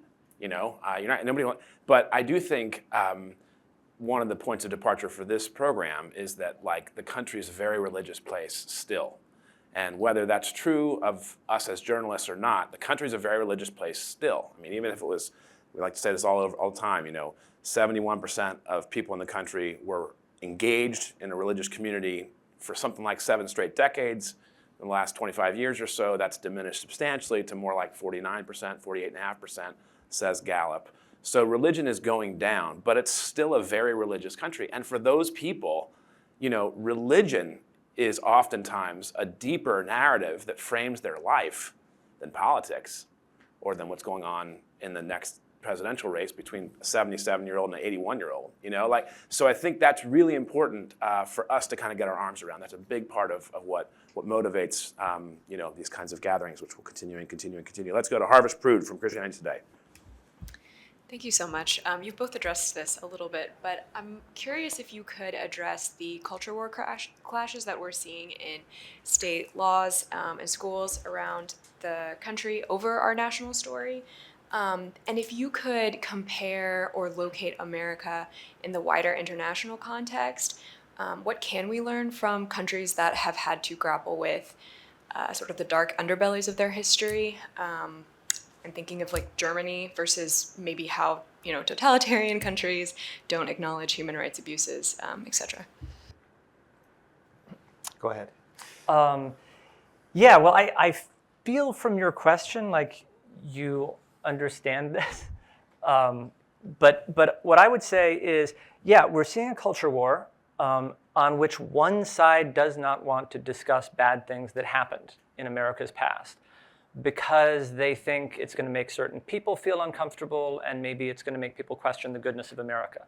And the response is to try to suppress those facts, which I've said, one, I don't believe in, because I believe in accuracy. So I don't believe in it sort of as a matter of principle. And two, I don't believe it will work. Because what happens is you can suppress the information that these people get in school when they're 12 to 18. You can't suppress what they learn online at the same time. And they will just end up feeling that they've been lied to. And they will reject you harder than they might have otherwise. And yeah, I think Germany contrasted with China or Russia, or the Soviet Union is a good example, because it's much healthier and more productive to confront the bad things that happened in the past and ask, what can we learn from this? How can we avoid doing this again? Than airbrush the history, and take people out of photos. I should say, just the last thing, I'm not going to talk about it a lot, this kind of connects to the debate about Confederate statues. And what does it mean to take down a Confederate statue? Does it mean that you're whitewashing history and eliminating uncomfortable truths about the past? No, I think it doesn't. It means you're not celebrating those people. We do not learn history from Confederate statues. We're supposed to learn it in schools. Yeah, I'd say two things about it. On the culture war, I agree. In terms of the criticisms of the right and the movements toward censorship, and I think that there's certainly a tropism to try and sell a falsified version of American history. That's a problem. I'd caution the left on doing the same thing. I think in the same way that people on the right can give an idealized version, I think people on the left are susceptible to giving a false version that it's that is a complete catastrophe and it's all dark. essentially hopeless. The 1619 Project is interesting. I think there are important elements of it. I also think that they got some things wrong. I think that eminent historians pointed out that they got some things just factually wrong, at least interpretively wrong, that they would argue. And I worry that this sort of ping pong effect is bad for the country, because each action catalyzes a response, and it's often oversteering. Again, I guess this comes back to just trying as best we can to acknowledge the truth and to build around it. In terms of models from other countries, that's a really good point, and I thought about it. This is, obviously each of these situations are particular to facts and circumstances, but South Africa with the Truth and Reconciliation Commission, I think, is a pretty good model in how they went about that when Mandela won, and after the horrifying effects of apartheid. So that, I'd say, is a pretty good model. There were some efforts after the Rwandan massacre. I have friends who were part of those efforts. So you can look there. Germany has its own example, which I think was a largely successful one. They named it. We have a friend who's a psychologist who talks about the importance within individual relationships and family relationships of naming it. We have this tendency to try and avoid conflict, to dance around it, or to pretend that certain things aren't happening. So I think you need to be able to name certain things and then try as best you can to recover. And Germany, after the horrors of the Holocaust, and for decades after, I think, dealt with that reasonably well, and is a better country because of it. There's now actually, ominously, a reaction in much of the Western world of far-right parties that are the rise of neo-Nazi movements and so forth, and in France with Le Pen and so forth. So there is a counter-reaction to those. But I'm a big fan of using historical examples to think through some models and then trying to adjust them to the particulars of your own country and the facts and circumstances of your own country. Great. Let's go to Jonquilyn Hill, Vox, with the Weeds podcast. Hello. Thank you all so much for doing this. This is great. My question is also about narrative. So whenever these discussions about the founding fathers come up, like the kind of question that's in the back of my mind is, okay, why do we care? They're not here anymore. But we are. I think of it sort of like a family of origin. Like you're raised by your family, but then eventually you grow up and you get to create your life and the world and the family you live in. And I think that's kind of where we are. And it seems like the answer to that is narrative. And I just wonder, why do we need a narrative so badly? Can our democracy exist without it? Like, why do we have to have these stories, these figures? Why can't we just decide, all right, that was the past and we're going to do what we do now? You want me to go? Yeah. Why don't you go, and then I'll... Oh, well, so I mean, I don't have that much to say on that, honestly. I think maybe we could do without a national story. I mean, I definitely think we could do without so much of an emphasis on the national story and continuity. I feel like constitutional originalism is part and parcel of that. This idea that it's really important to recapture the original understanding of the founders because that holds the key to solutions to problems in the present day. That's all just, well, I don't want to be too extreme, but a lot of that strikes me as pretty much made up. Because if you look back at what the founding generation actually thought about the Constitution when it was written and ratified, it turns out they didn't think that there was this founding moment when meanings are fixed and that in the future our task is to live up to that and carry forward these fixed meanings. They thought, hey, here's a document with a lot of flexibility stating general principles. It'll be really interesting to see how that gets worked out in practice. And I guess people are going to argue over what this means in the future. And they just didn't expect that we were going to feel this deep sense of attachment and need of fidelity to the past. So, I mean, I think you're right there. And I sort of think that, like, the analogy to your family of origin is a good one, because as a child, like, you really look up to your parents and you want to be like them. And then as you grow older, you get a more realistic understanding, and you define yourself in part in opposition to them and not just in imitation. And I do think that's a more mature perspective on the past, and we would be better off if we could achieve that. Yeah, that's a really intriguing question. The first thing I'd say is the importance of narrative for a nation, and in the case of the United States, it doesn't necessarily have to be the founding of the country.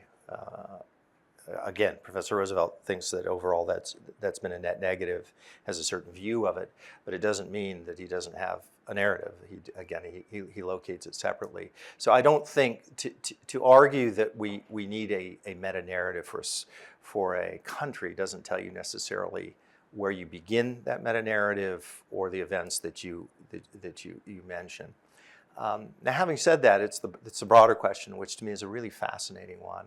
Just what's the importance of narratives in our lives, the lives of an individual, the lives of a country? The family of origin reference is a fascinating one because I think we're all products of our families of origin more than we recognize when we're younger, because there are certain habits that we develop, certain ways of interaction, certain stories that we imbibe, things that we assume are just givens in life when they're not necessarily givens. They're things that we developed, that we were told growing up, lessons that we learned. And then when you get older, when you get married, you have relationships, you begin to see, oh gosh, my story is different than my wife's story or somebody else's story. And I think it's important to be able to again use that phrase, name that and work through it. But it underscores the power that has in us in ways that I think we're not fully aware of. I don't think, in terms of a nation, I don't think that having a meta-narrative is important necessarily in the daily lives of individuals. I don't think on Tuesday afternoon at 2 o'clock people are contemplating the importance of the Declaration or Reconstruction and thinking, gosh, how do I get through the next 3 hours, without thinking about it. So it's not a present reality. I do think that it's interesting that at key moments in the life of a nation, presidents and leaders understand the importance of narrative because they almost always go back to it. And that's the importance of locating yourself within a story. And I just think it's the nature of human beings, which is what I was alluding to at the end of my remarks, which is the need to place ourselves within a story, to have examples to aspire to have the human heart moved in ways to love what's honorable, to love justice, to care about those things. And that, in my experience in life, is not primarily done through logical arguments, through mathematical equations. It's somehow locating ourselves in stories and in other things. And then the last thing I'll say is, you probably realize this too. I think it was David Brooks, who's a good friend of mine, he said that he was told once by somebody, maybe it was a psychologist, that you can't tell too many stories and good stories in a speech. He said, people don't, and I know this from sermons, having gone to a lot of them over the course of my life, you often come away and you don't remember the core argument or the propositions that were made. You remember stories and so forth. So I just think that there's something about human nature that we've known, as I said, going back from the beginning of humankind, once upon a time, and all of the rest. So I think wise leaders and wise nations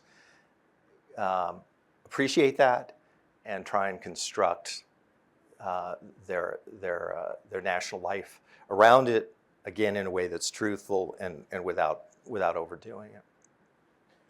Super quick, prompted by Pete on the nudge for stories. Okay, we get both of you guys, Lauren and Haley. Let's get these both asked. But real quick on Bono, the U2 singer, who had that wonderful book on religion last year, he used to say, being an American, it's like seeing a house up on a hill, and it's a beautiful house. It's a mansion. And you think to yourself, someday I could be that guy. And being an Irishman is like seeing a beautiful house up on a hill. It's a mansion. And you look at that thing and you say, I'm going to get that bastard. All right, we're up with Lauren Constantino and Haley Fuchs. Let's ask both of them if we can, and then we'll close it out. Okay, I'll be quick. I put my thing down because you guys kind of already talked about education and culture wars. But in Florida, we have a governor who is obsessed with fighting indoctrination in schools.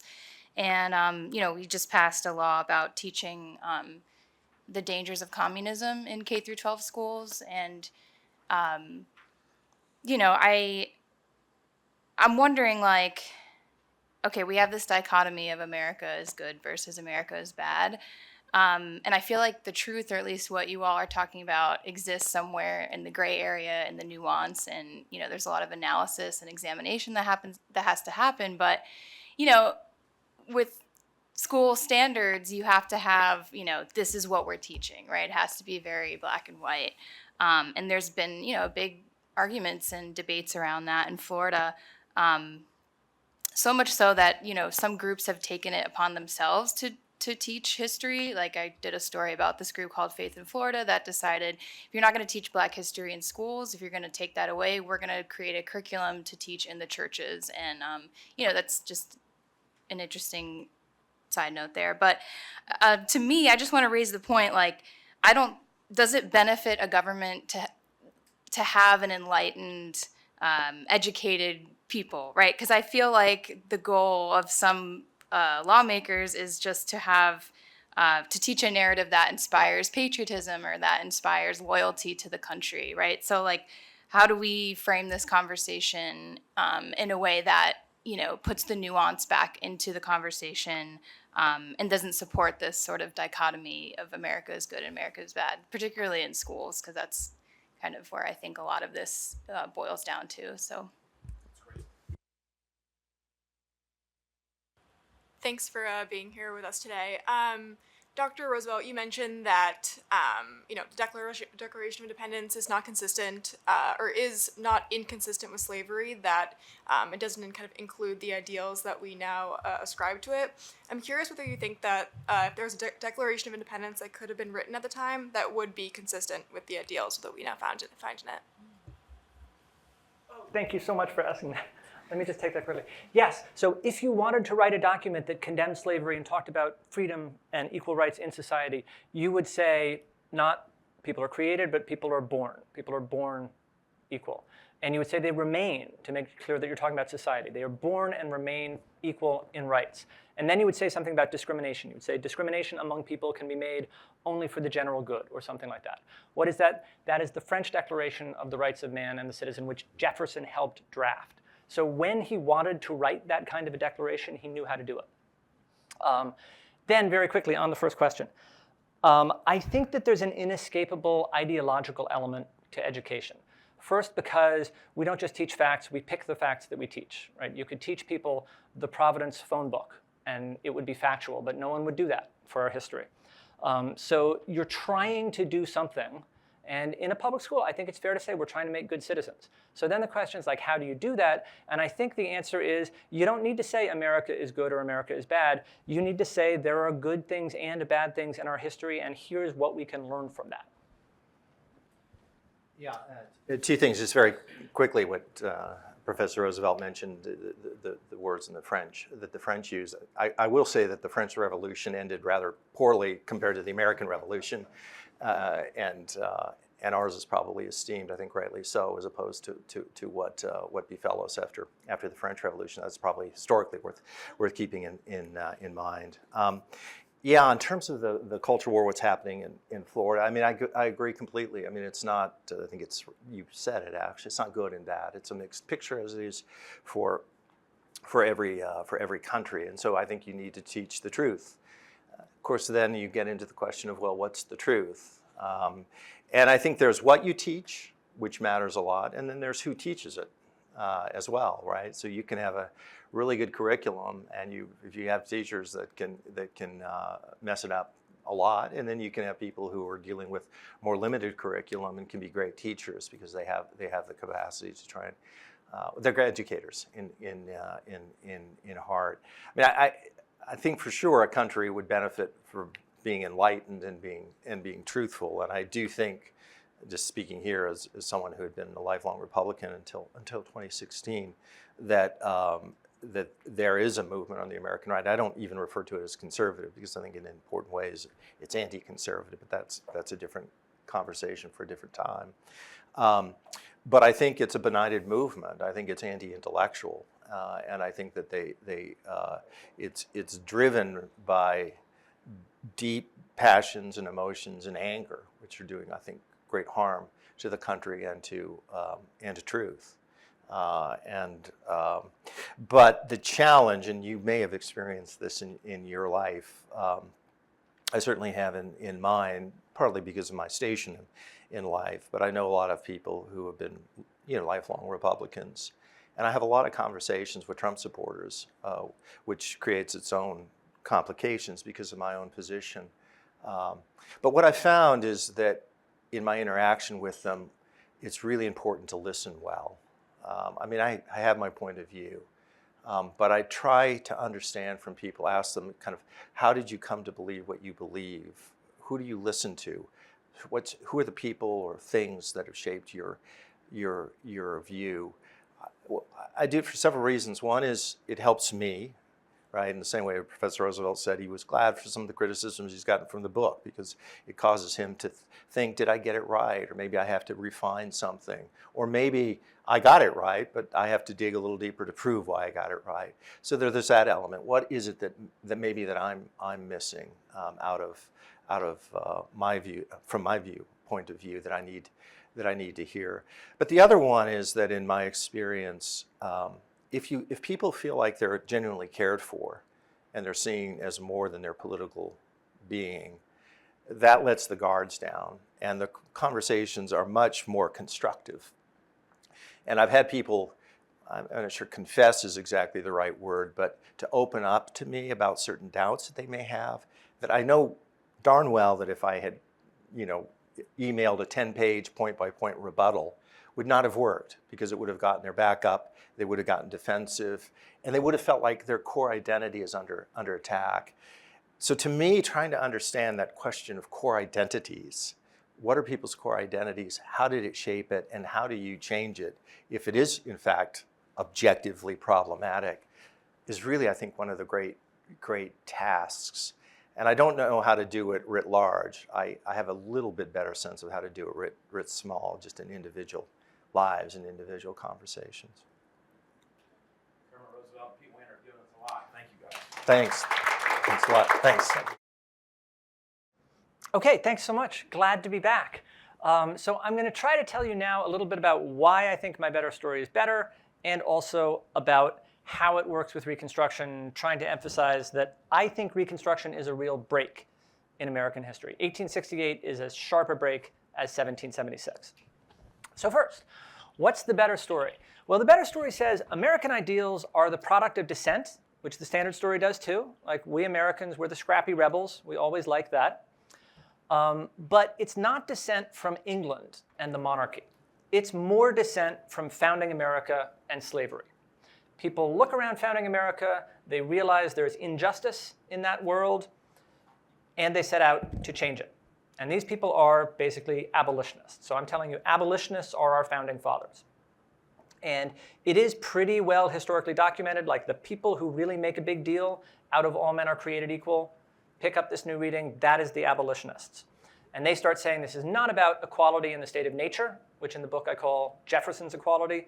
It's about equality in society, which I call Lincoln's equality. So abolitionists put this new reading on the Declaration. It gains popularity. And then most significantly, in 1860, the anti-slavery Republican Party, first anti-slavery party we have, their first candidate, John Fremont, is the first anti-slavery presidential candidate we have. They win the presidency in 1860, and the South secedes. And this gives us a war. A war is a crisis. Crisis is a great opportunity for change. But Lincoln, if you believe him, at least initially, doesn't really want change. He wants to restore the status quo. And all of his speeches are about union. But then, around 1863, something changes. The word nation replaces the word union in his speeches. He says slavery is going to end. This is the message of the Emancipation Proclamation, although the Emancipation Proclamation doesn't itself do that. And he says there will be a new birth of freedom, right? That's the Gettysburg Address. So what's happening here? How do we understand the Civil War? The best way to think about it, I've come to believe, is to distinguish between two different types of revolutions. One is what I call a regime change revolution, where the idea is the existing regime is unjust and must be destroyed.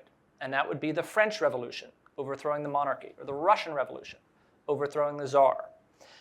And the second type is a status quo revolution, where the idea is the existing regime is fine, it's legitimate, but we are being denied the rights that we are due under it. And that would be the first American Revolution, where the colonists' basic complaint is we are being denied our rights as Englishmen. And it's also the second American Revolution, because the Confederates, as I said, do not repudiate the US Constitution. What they say is the free states and the national government are distorting the Constitution. They are denying us the rights that we were guaranteed when we joined this union. But what happens in 1863 is the Civil War changes. It shifts from a status quo revolution to a regime change revolution. Not on the part of the Confederacy, because they are still fighting for what they always were, but on Lincoln's side, right? The existing regime is unjust and must be destroyed. That's the message of the Emancipation Proclamation and the Gettysburg Address. And we look back now, and this is the 80% I said, everyone agrees with this. We see some kind of turning point in 1863, where suddenly, maybe not suddenly, but now visibly, the goal is no longer restoration of the Union, it's the end of slavery. And of course, everyone says Lincoln wants to destroy the Confederate regime because it's unjust. But here's my radical 20%, that's not the regime he's destroying. So remember, the 1787 Constitution singles out slavery for special protection in various ways. It says, or it implies, if you believe those 7 justices in Dred Scott, Congress can't ban slavery. Black people can never become US citizens. So if you ban slavery, as the 13th Amendment does, if you grant birthright citizenship, as the 14th Amendment does, you are destroying that political regime. You are destroying founding America. Now, the standard story says, wait a second, not so fast. We're doing this through the amendment process that's set out in Article 5, and what we're really doing is putting the values of the Declaration of Independence into the Constitution. And I completely admit that's what people said at the time. Republican members of Congress did say that. They did also say this is a revolution. Right? So one point to make in response is maybe you did it through Article 5, but if you change the founding principles so radical, that's still a revolution.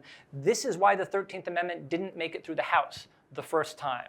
They were like, you can't do this by amendment. It's such a radical change. It's a revolution. But the stronger point, I think, which I'll get to, is they didn't actually really do it through Article 5 either. So the Civil War, I'm trying to tell you, is not the triumph of the Declaration of Independence and the redemption of founding America. It's the repudiation of the Declaration of Independence and the defeat of founding America. So why would we think that? Well, think about the Civil War and Reconstruction and ask which side founding America is really on there. Start maybe with the Declaration of Independence. I feel it's pretty clear the Declaration of Independence supports the Confederacy. Because what are they doing? They are declaring their independence. And why are they doing it? They think the system of government they have is not working, and a different one would better affect their safety and happiness. It's precise words of the Declaration of Independence. And they are not wrong about that. I mean, they're wrong because they're evil, immoral people fighting to defend slavery, but they joined a union with a governing charter that protected slavery in a bunch of different ways. And now the national government has fallen into the hands of people who want to destroy it, because the Republican Party is an abolitionist party. And Lincoln at the beginning is talking about observing all of the limits on his constitutional power, but the Republicans want to destroy the institution on which Southern society is based. So the Declaration says governments get their just authority from the consent of the governed. Confederates say, we are withdrawing it. We're starting over. And Lincoln, says he's fighting in the name of the Declaration of Independence, is saying, no, I reject your independence.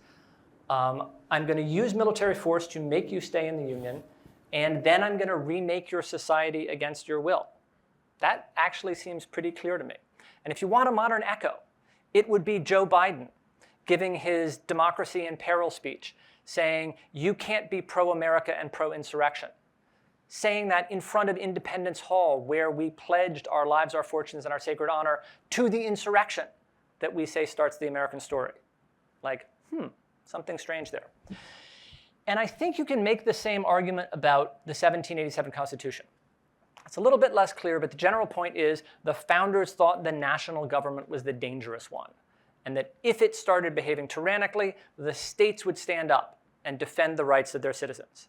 So the Revolutionary War, where the militias fight off the redcoats, the state military forces defeat the national army, that is the model built into the 1787 Constitution.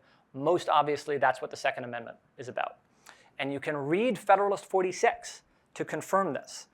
James Madison is trying to reassure readers that the states will always be more important than the national government, and, says explicitly, will defeat it in war if necessary.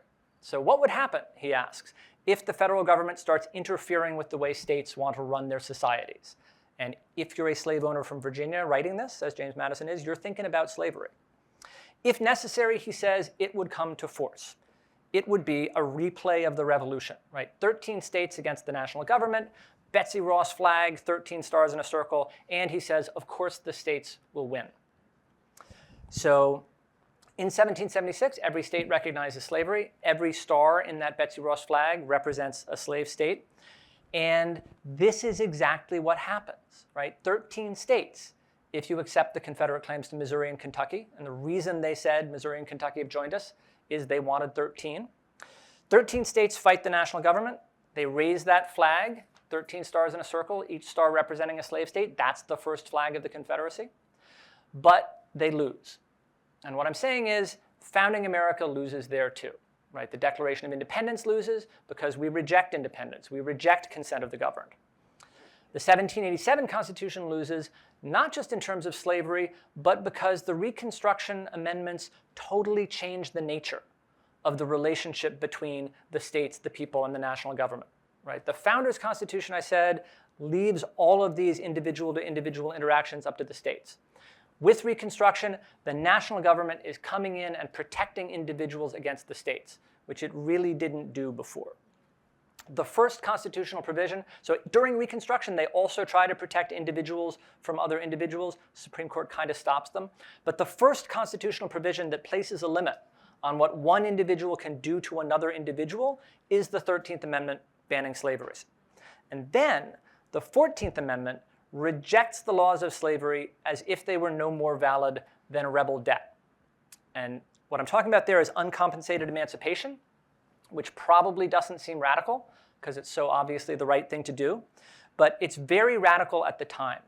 So if you want to abolish slavery while maintaining your political order, the way the North did before the Civil War, you do it gradually and you pay compensation. That's what they all did. Even in 1862, when Congress banned slavery in the District of Columbia, they pay compensation because they understand they're taking away something that is protected by a valid law. But now there is no compensation. And what does that suggest? It suggests the laws of slavery were never valid. They're part of a political order that is being rejected and overthrown, right? This is not what you do when you reform a slaveholding society. It's what you do when you destroy it.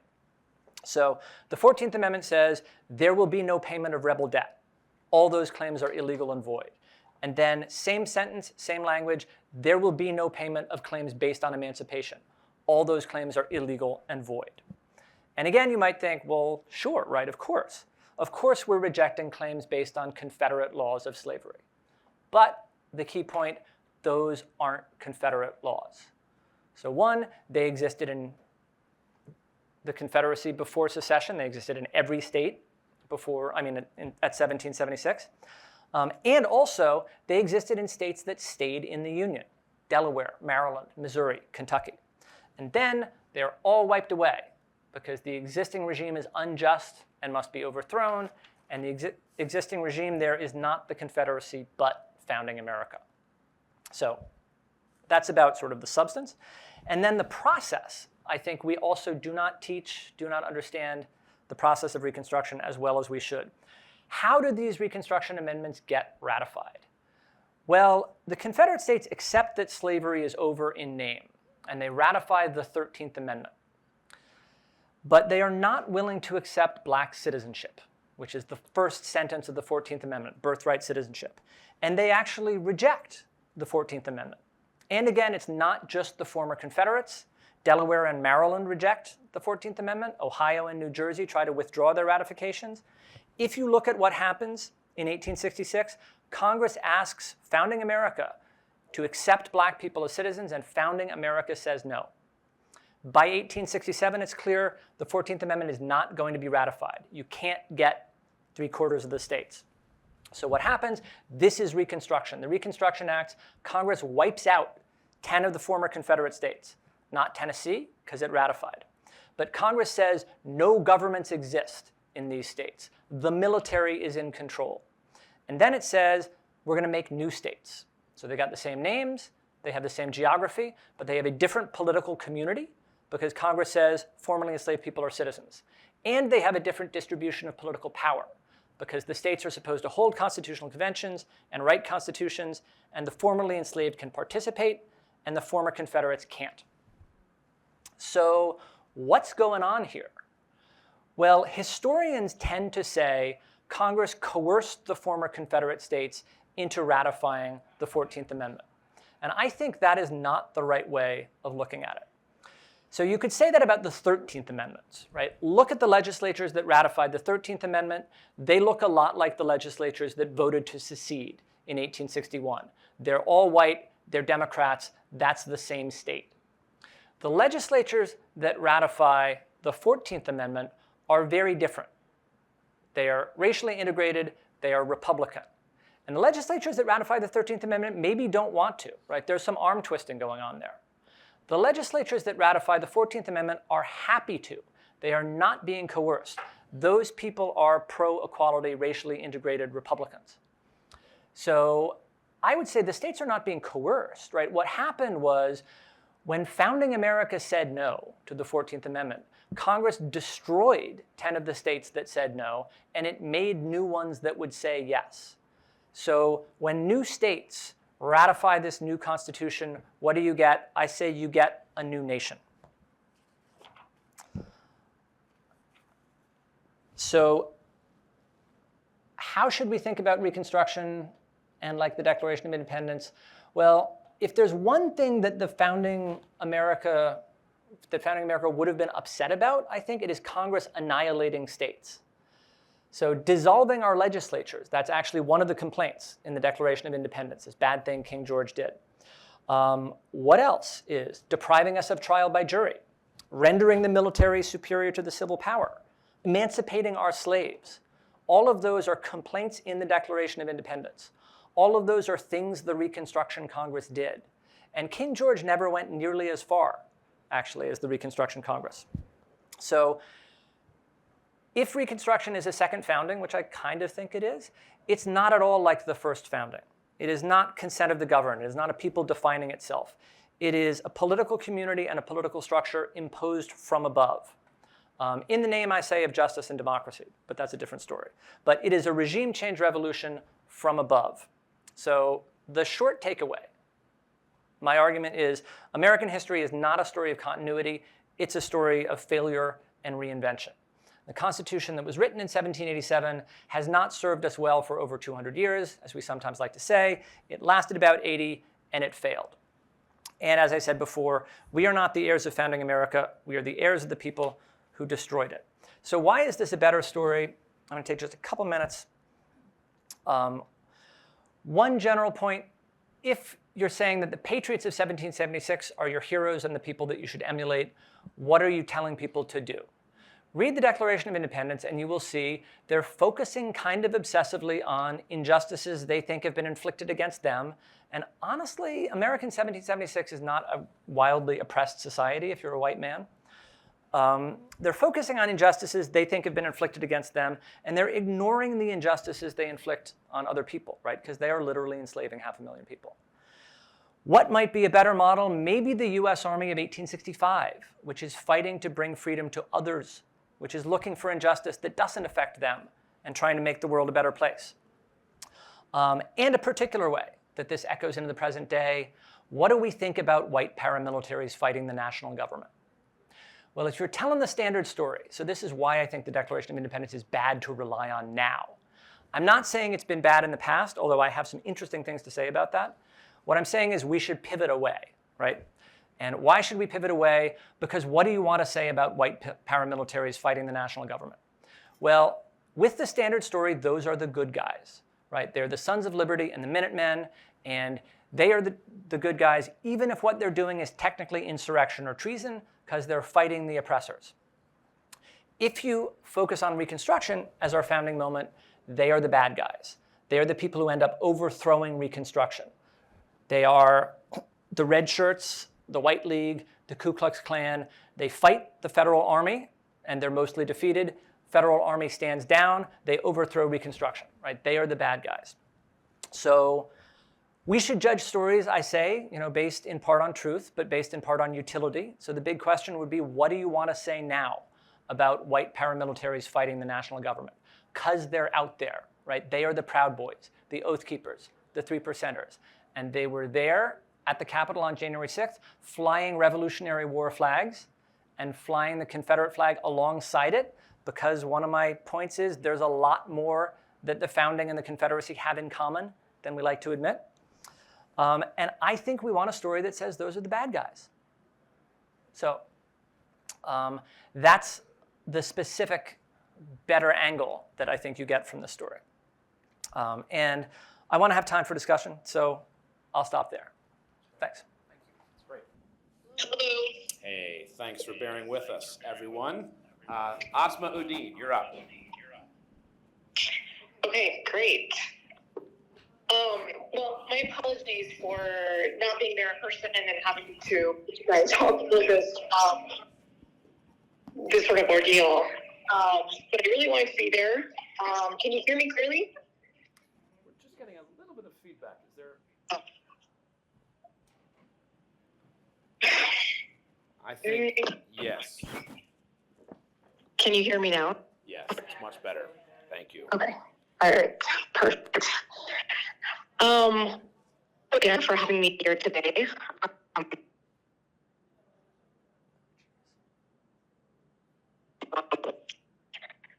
So, as Professor Roosevelt argues in his thought-provoking work, the standard story of American progress is incomplete at best and deeply misleading at worst.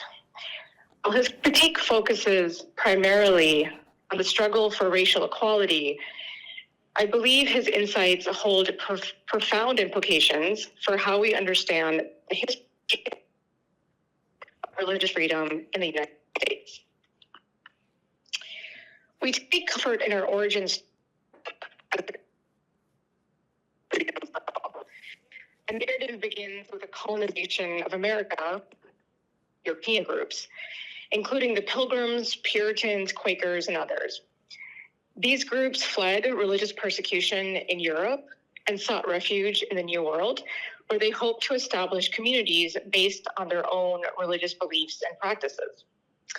So the American experiment in this view represented a major departure from the religious strife and the state-sponsored religion that had plagued the old world.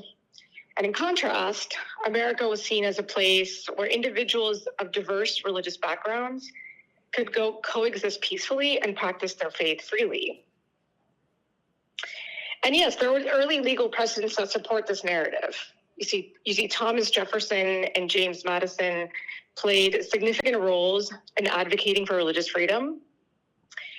Jefferson famously wrote in his Virginia Statute for Religious Freedom that all men shall be free to profess and by argument to maintain their opinions in matters of religion. This sentiment was echoed in the debates surrounding the drafting of the Constitution and the Bill of Rights. The First Amendment explicitly protects the freedom of religion by prohibiting the establishment of a state religion and guaranteeing the free exercise of it. But the idealized narrative is contested in multiple ways. For one, the standard story of America's founding often portrays the country's origins as deeply intertwined with Christian beliefs and principles. This perspective emphasizes the religious motivations of the early European settlers who sought religious freedom and viewed America as a city upon a hill or a beacon of Christian civilization. Some proponents of this view highlight references to God in founding documents, such as the Declaration of Independence, and argue that the founding fathers were predominantly Christian and intended for Christianity to play a central role in the nation's development. But critics argue that these examples don't tell the whole story. For example, the Declaration of Independence, while mentioning God, is primarily a secular document that lays out a political philosophy based on Enlightenment ideas of natural rights and popular sovereignty.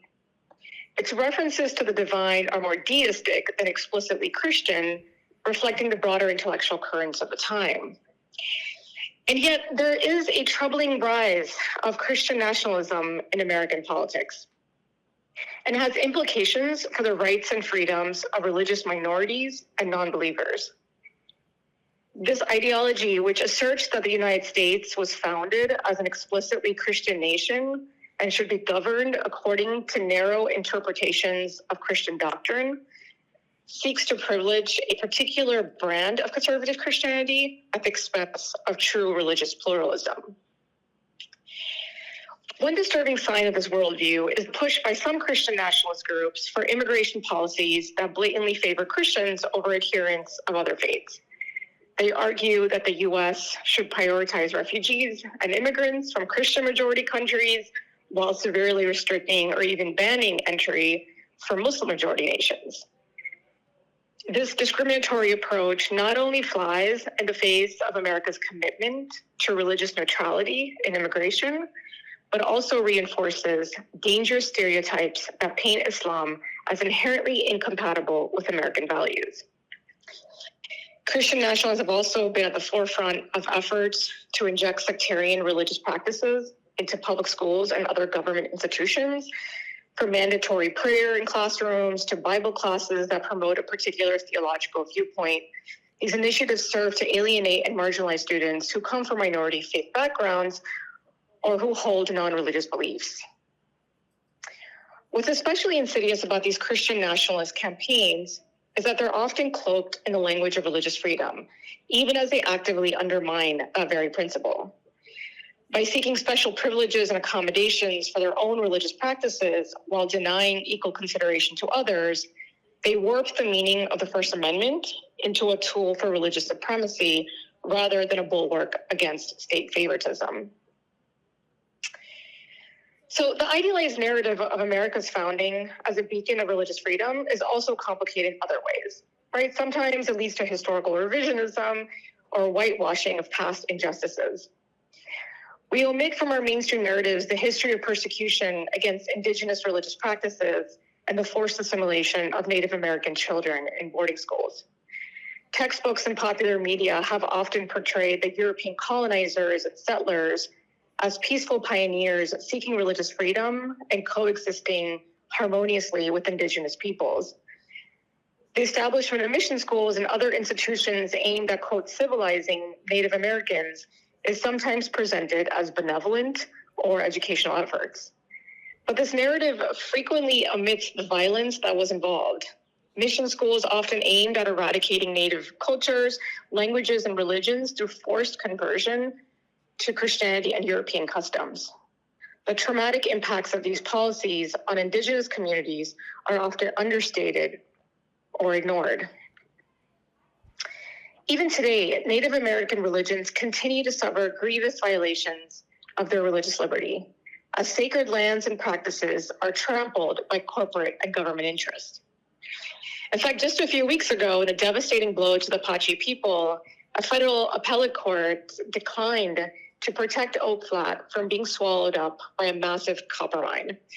For centuries, this ancient forest in Arizona has been the holy place for Western Apache tribes, who gather there to perform essential religious ceremonies. The court's ruling allows Resolution Copper, which is a foreign-owned mining company, to move forward with their destructive plan to literally create a crater in this consecrated ground. Apaches view this as a deplorable desecration. It's equivalent to dynamiting the Vatican or flooding Jerusalem. Yet the court determined that since Apaches can still access Oak Flat for now, not in the long term, but for now, their religious freedom is sufficiently protected, even though the entire site will soon be obliterated. It's a haunting echo of how American law has so often failed to safeguard Native religions. Contrast this with the much more expansive religious liberty protections often afforded to Western faiths. When Christian churches challenged pandemic restrictions on indoor gatherings, the Supreme Court agreed that this burdened their religious exercise and blocked the rules. But when Apaches object to their sacred land being outright destroyed, the courts find that there is no substantial burden on their free exercise of religion. This uneven legal landscape sends a chilling message that some religions, namely those practicing outside the mainstream, are less worthy of protection. Until our laws and courts correct these profound disparities, America's promise of religious liberty will remain painfully unfulfilled for Native peoples. The heartbreaking saga of Oak Flat is just the latest chapter in this shameful legacy. And the Native Americans aren't our only sad story of religious persecution. Throughout American history, other religious minorities have faced harrowing oppression and discrimination. In the 19th and early 20th centuries, as waves of immigrants sought refuge on America's shores, Catholics and Jews found themselves in the crosshairs of a ferocious backlash. Catholic churches, schools, and convents were assaulted by raging mobs. Catholic workers were denied jobs and shunned by society. The specter of Catholic indoctrination loomed large in the Protestant imagination, sparking fierce opposition to any public funding for parochial schools. It was a battle for the very soul of American education. Jews, too, endured an unrelenting onslaught of violence and vitriol. Synagogues were desecrated, businesses vandalized, and lives shattered by acts of anti-Semitic terror. And for Mormons, the hope of building a new Zion in the West quickly turned to ashes. Mainstream Christians denounced the LDS Church as a dangerous cult, its followers as heretics to be reviled and expelled. Vigilante mobs laid waste to Mormon settlements across the frontier, while politicians and preachers alike called for their extermination. In 1838, the governor of Missouri issued an executive order declaring that Mormons, quote, must be treated as enemies and driven from the state or face a genocidal reckoning. Hundreds were slaughtered and thousands more fled for their lives. A century later, in the crucible of the civil rights movement, Black churches became targets of a terrifying campaign of racist terror. Across the South, houses of worship were firebombed and torched, reduced to rubble and ashes by white supremacists determined to crush the spirit of African American resistance. And in our own times, American Muslims have been caught in the maw of a rising tide of Islamophobia, stoked by cynical political leaders and media demagogues. Mosques have been vandalized and set ablaze. Hijab-wearing women have been insulted and assaulted on the streets. The Trump administration's Muslim ban sent a devastating message that Muslims were not welcome in the land of the free. In workplaces across the nation, Muslims have been denied jobs, harassed by colleagues, and fired for the simple act of practicing their faith. Studies paint a grim picture of entrenched bias. A Muslim name on a resume is a red for many employers, consigning countless qualified candidates to the unemployment line. The religious hypocrisy also shows up in court. A June 2023 study found that Trump-appointed judges overwhelmingly voted in favor of religion, but only when the claimant was Christian or Jewish. When it came to cases involving Islam, Trump judges voted in favor of Muslim plaintiffs in only 19.2% of the cases, compared with 34.5% for non-Trump Republicans and 48% for Democrats. So this troubling history of religious favoritism serves as a sobering reminder that America still has a lot of work to do in fulfilling its founding ideals of religious liberty and equal treatment under the law. If we are serious about building a society of true inclusion and mutual respect, we must reckon honestly with this painful legacy. It's not enough to celebrate religious freedom in the abstract. We have to grapple with the many ways that freedom has been denied or curtailed for specific groups throughout our history. So now Professor Roosevelt notes that the standard story lulls us into complacency, telling us that discrimination is merely the work of a few bad apples.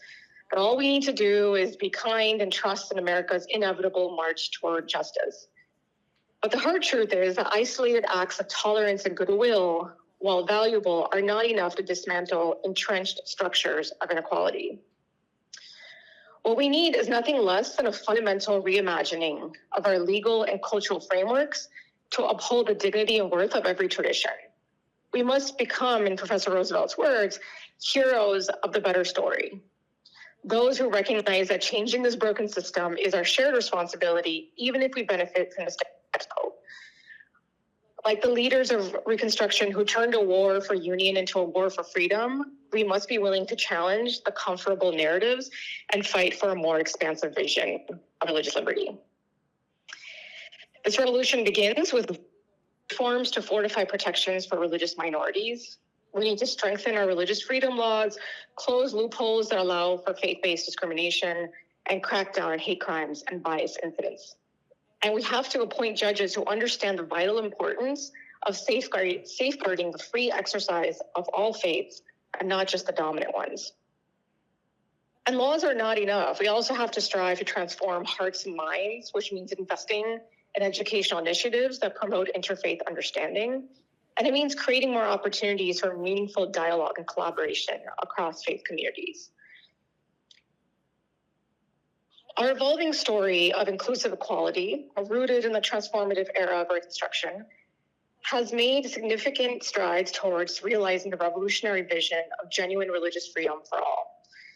Landmark civil rights legislation like the Civil Rights Act of 1964 and the Fair Housing Act has enshrined powerful protections against religious discrimination in key areas of public life. And the Religious Freedom Restoration Act and its state-level counterparts have fortified the right to practice one's faith free from undue government interference. And through groundbreaking decisions, the courts have affirmed and expanded constitutional safeguards for religious liberty. Yet for all this progress, the struggle for true religious equality remains unfinished. Even as the legal landscape has shifted in favor of more robust protections, there are still troubling disparities and inconsistencies. Supreme Court cases represents a sparked contentious debate on whether its expansive view of religious freedom privileges the beliefs of conservative Christians at the expense of other faith communities and marginalized groups. These developments raised unsettling questions that cut to the heart of our constitutional commitments. How can we ensure that religious freedom laws and court decisions protect not only the majority faiths, but also unpopular and minority communities? In pluralistic society, how do we craft legal frameworks that allow diverse religious groups to live out their beliefs authentically? And when the free exercise of religion collides with other fundamental rights, like non-discrimination protections for LGBTQ individuals, how do we strike a just and equitable balance? Even as we grapple with complex issues around religious liberty, we cannot ignore the ongoing tensions between protecting free exercise and upholding other constitutionally protected rights. The recent uproar over Montgomery County Public Schools' revised elementary curriculum, which aims to promote LGBTQ inclusivity, underscores these dilemmas. While some parents object on religious grounds, others view the curriculum as crucial for creating an affirmative learning environment for all students. The contentious school meetings with parents passionately voicing concerns that the new lessons contradict their religious teachings on gender and sexuality highlight how even curricula designed to create an inclusive environment can become a flashpoint. Reaching a resolution that respects the rights of LGBT students while also accommodating the deeply held beliefs of religious minorities will require nuanced policymaking and a commitment to sincere dialogue from all sides. So these are the thorny but essential questions that we have to keep answering as our national story unfolds. As Professor Roosevelt reminds us, building a more perfect union is not about nostalgic appeals to a mythical past, but rather a relentless push to expand the circle of inclusion and belonging. We have to build an America that truly embodies its highest ideal, an America where religious diversity is celebrated as a source of strength, and where every person can pursue their spiritual truth with authenticity and without constraint. The future of religious freedom is ours to shape, and the story of America is still being written. Thank you. Great. Thank you both very much. That's great. All right, Oscar. Hopefully you can hear well enough to engage. Let's flip to you, friends. We're going to break for lunch at 12:15, so let's go strong between now and then. Who's up? Please, Tyler Whetstone. Wonderful. Thank you, guys. Thank you both. I wanted to talk just as someone who is in a local newsroom in the South, what it looks like to confront the January 6th type of politician, or because a lot of times they are politicians or they're just regular folk who use this aggrieved white male syndrome is what I would consider it, that you see when you're talking about the revolution or the in Reconstruction time. How do you push back on that while also reporting on your community? It is your community, so how do you reconcile that? I think that's a very difficult question. So, depending on the position that you're in, you would address it in different ways, I guess. And I'm not sure that I have a lot of good advice for how to do that as a reporter. What I'm trying to do as sort of a constitutional historian and shaper of American narratives or suggester of American narratives is to try to give us a narrative that doesn't center the aggrieved white male as the hero. Because I think that the revolution really does that to a substantial extent. That's what I was saying. The theory of the revolution is I'm being oppressed. I will decide if your violation of my rights is sufficient to justify revolution, because no one else can judge that, right? How do you decide? Locke says this. We make an appeal to heaven, right? There can be no earthly judge of the rightness of our cause. Jefferson says that. He says, appealing to, what is it, the universal judge or something for the rectitude of our cause or something. And the Patriots put an appeal to heaven on a flag. They restore Locke's phrasing, it's the pine tree flag. January 6th, that flag is flying at the Capitol. And part of what I'm saying is if you have Reconstruction as your birth of America and your model, the aggrieved white man is not at the center of the story anymore. The aggrieved white man is kind of the antagonist. And the idea is more like, hey, come on, we're all in this together. America is worth fighting for. Maybe you have to make some sacrifices for other people, right? And that's what a good American does. A good American doesn't necessarily insist on their own rights. A good American insists on making the world a better place.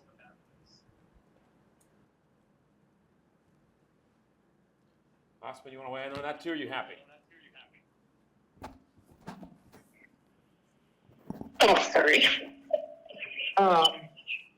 No, I agree exactly about that. I think right now, some of the tensions that we're dealing with in terms of the public conversation around the privileging of majority religions over minority religions is exactly, it's often undergirded also by a lot of activism, sort of pushing forward sort of Christian sort of claims in courts.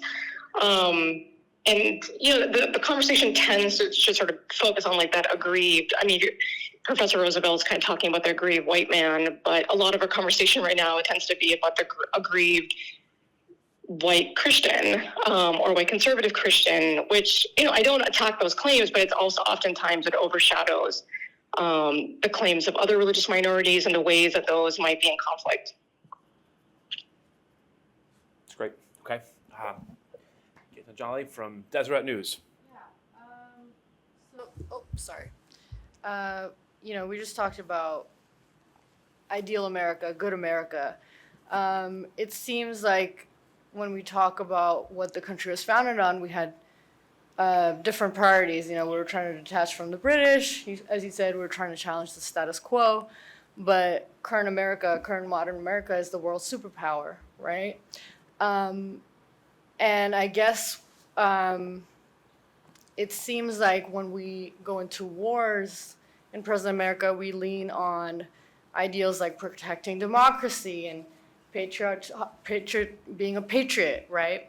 But what can we, as we look back at the history and what the founders wanted and all these discussions we're having, what can we learn from history to try to understand the narrative that modern America uses when we're talking about its relationship with the outside world, with other countries, with war, basically, and what as journalists should think about when we write about these things and report about these things?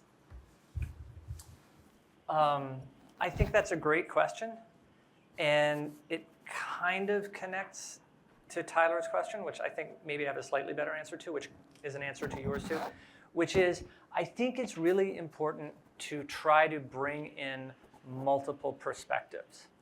Because one of the things that happens a whole lot, and this is sort of important for the way that we think about religion and religion in the public sphere, is things that are familiar to people are invisible. So there's like this story about the old fish and the young fish, and the old fish is like, hey, the water is nice today, and the young fish is like, what's water? Because it's all around you all the time, you don't see it. And a lot of Americans are like that with whiteness or with Christianity, because that's sort of like what surrounds you all the time, it's normalized. You're like, that's the default. Another way of putting this, sort of, I think, is that if you're used to privilege, equality feels like oppression. So the aggrieved white male, the aggrieved Christian, these people aren't wrong to think that things are changing or that things are being taken from them. What they are missing is what it looks like for other people. And I think you got the same thing with America in the world, where Americans often think of themselves as like the Rebel Alliance in Star Wars, and everyone else understands we're the empire on the international stage. Like, we are the big, scary military force. But we just sort of don't think about that. And you see this very vividly, I think, in terms of the lack of concern for the lives of foreigners that we show. So if you're talking about counterterrorism operations, and we're like, how much do we care about civilian casualties from our drone strikes when we get the wrong guy? And for a long time, we were like, that could be Osama bin Laden, and it turns out to be a wedding party. And we just kill dozens of innocent people. We really need to do a better job of understanding how that comes across, because the way that it comes across a lot is Americans are indifferent to the lives of people living in other countries. Maybe we should make them feel it themselves. Like, what does it feel like when suddenly people in your country are killed for no reason? It makes us less safe that we inspire people to try to bring that lesson home to us. And if we understood that lesson on our own, we wouldn't have that risk. So, Osman, that question may not have gotten to you, was about sort of how does the first and second version of the story, Reconstruction, a better story, animate the way that we prosecute and advance values in a time of war around the world? Touch that one a little bit. Should we go to Leah? Well, I mean, without getting into too many details, I think right now there's a lot going on in the international stakes. They're going to raise the question of what America's credibility on human rights. And that question has come up in the past in lesser or more degrees. But I think that there's such a sort of the mantra that we are sort of protective of civil liberties. It's something that we often sort of project confidently without realizing a lot of people are seeing us as hypocritical, not living up to what we profess we believe. Great. Leah from NPR. Hi. My question is about how we reconcile kind of civil values with religious values, especially when they're in contrast, as you brought up. And if you have seen any examples of times when something that was like felt like a fundamental difference either between two religious groups or between kind of our civil values and religious values was reconciled in a way that felt actually productive and meaningful to all of the parties that were involved. I have seen productive examples. I mean, there is current legislation that shows a willingness for both sides to come together and to figure out a solution, a compromise with each other. So I think talking about the youth legislation called the Youth Outlook, which provides for broad LGBTQ rights in housing and employment, but also has exemptions or like carve-outs for specific religious objections to same-sex marriage. We have the Respect for Marriage Act that essentially is sort of like a federal version of that. And beyond sort of the legislation, just the conversations that I've been able to be a part of, and oftentimes very contentious, and there are lots and lots of people who don't want to come to the table. But I myself have seen sort of the two groups come and sit around a round table and actually take each other's concerns seriously and try to craft other sorts of compromises, other sorts of sort of like, what does this look like in our everyday lives? What does it look like at the local level with Montgomery County? Unfortunately, a lot of these tend to be contentious, and the Montgomery County issue is something that at various points has been very contentious, but it's an ongoing conversation. And the only thing that I can hope for, particularly as somebody who advocates for religious liberty, is to make sure that the religious liberty concerns also don't get lost in this, because sometimes that tends to happen. And to just make sure that there's a realization that both interests are very important and that they're taken seriously. Touch that one, Kermit. Faith Pinho with the Los Angeles Yeah, Times so otherwise. I think it's a really hard question. And we've got these two different constitutional provisions, the Free Exercise Clause and the Establishment Clause, that are kind of pointing in different directions. Overall, what I would say is a guiding principle should be equality. So if you're going to give religions exemptions, you should do that for all religions. And when does this work? I think it works okay if you're just talking about sort of speech or religious belief. And it works better if it's confined to the private sphere. But then you get harder questions where we're concerned about conduct. And what we're saying is this religiously motivated conduct is contrary to some secular value. It's a pretty hard question, but maybe like the right answer is go for religious liberty if it's something someone's doing to themselves. It's a harder question, I think, if they're doing it to co-religionists and the secular authorities are like, we think what you're doing is bad for children. We think what you're doing is bad for women inside your religion. And then I think it's maybe easier, and I would probably go the other way, if you're talking about outsiders, right? People who don't share your faith. You're like, we must treat you in a certain way because of our faith. I think like you can do that in the private sphere. I'm much less willing to say you can do that in the public sphere. But you got to try to draw these lines. And I think sometimes you can come up with an answer that makes sense. Sometimes you can come up with an answer where really everyone should be happy.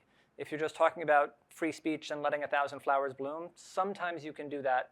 Sometimes I think you have to choose, and then I would be looking at like, is it private, is it public, is it the individual, is it a co-religionist, is it an outsider? But it's hard. Clarify, I mean, even as I state that there should be robust protections for religious liberty, but I'm also working within the legal framework, which I do accept as valid, and as providing really broad protections. And so the existing legal framework does, in many cases, require that the court, that the government, in order to limit religious freedom, has to sort of demonstrate that the government has a compelling government interest, right? And so it's not all the case, it's not all the time that religious liberty is going to be protected, but there are important sort of parameters and a framework for it.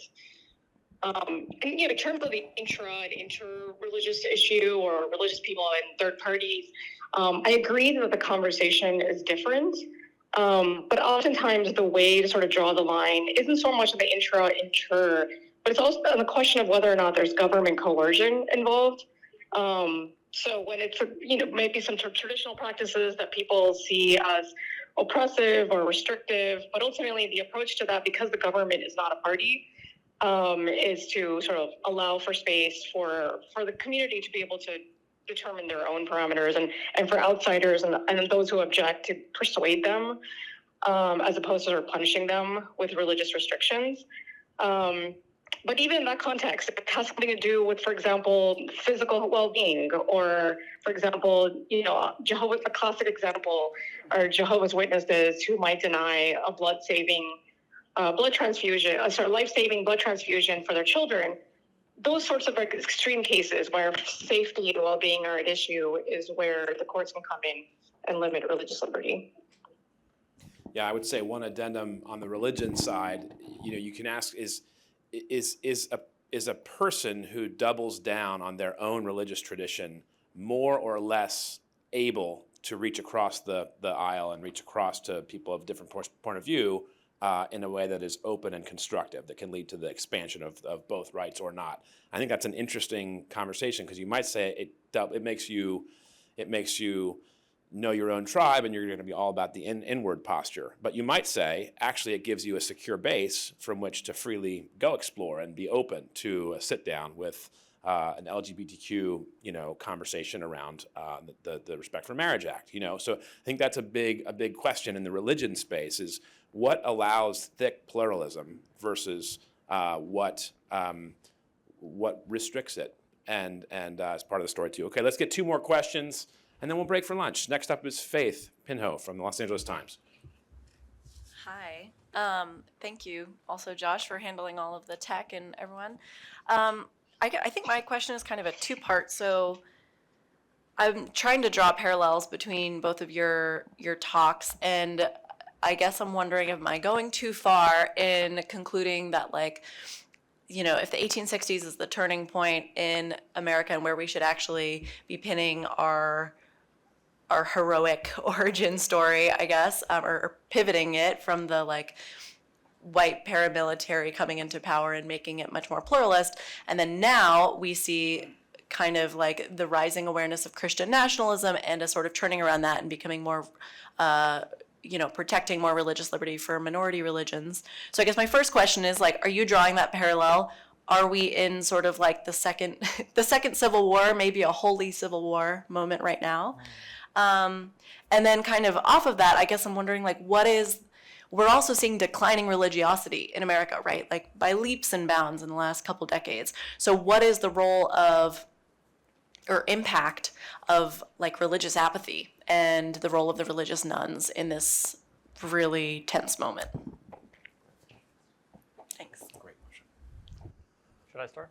Either way, yep. Asma, Dr. Roosevelt, you want to start? Go, Dr. Roosevelt, please. Okay, I honestly think Asma probably has a better answer to that question. So I'm going to give you sort of more my perspective about the moment that we're in. The moment that we're in now is the second redemption. So I give you this happy story about Reconstruction. Here are the great ideals of Reconstruction. I don't really talk about what happens after that. But what happens after that is the former Confederates don't accept it. And to maintain the Reconstruction governments, the United States has to fight basically a counterinsurgency war. And eventually we stop, the Reconstruction governments are overthrown, that's redemption. And then the promise of Reconstruction is submerged for about 100 years until the Civil Rights Movement, which, it's true, talks about the Declaration of Independence, but is trying to enforce the Reconstruction Amendments and is called by historians the Second Reconstruction.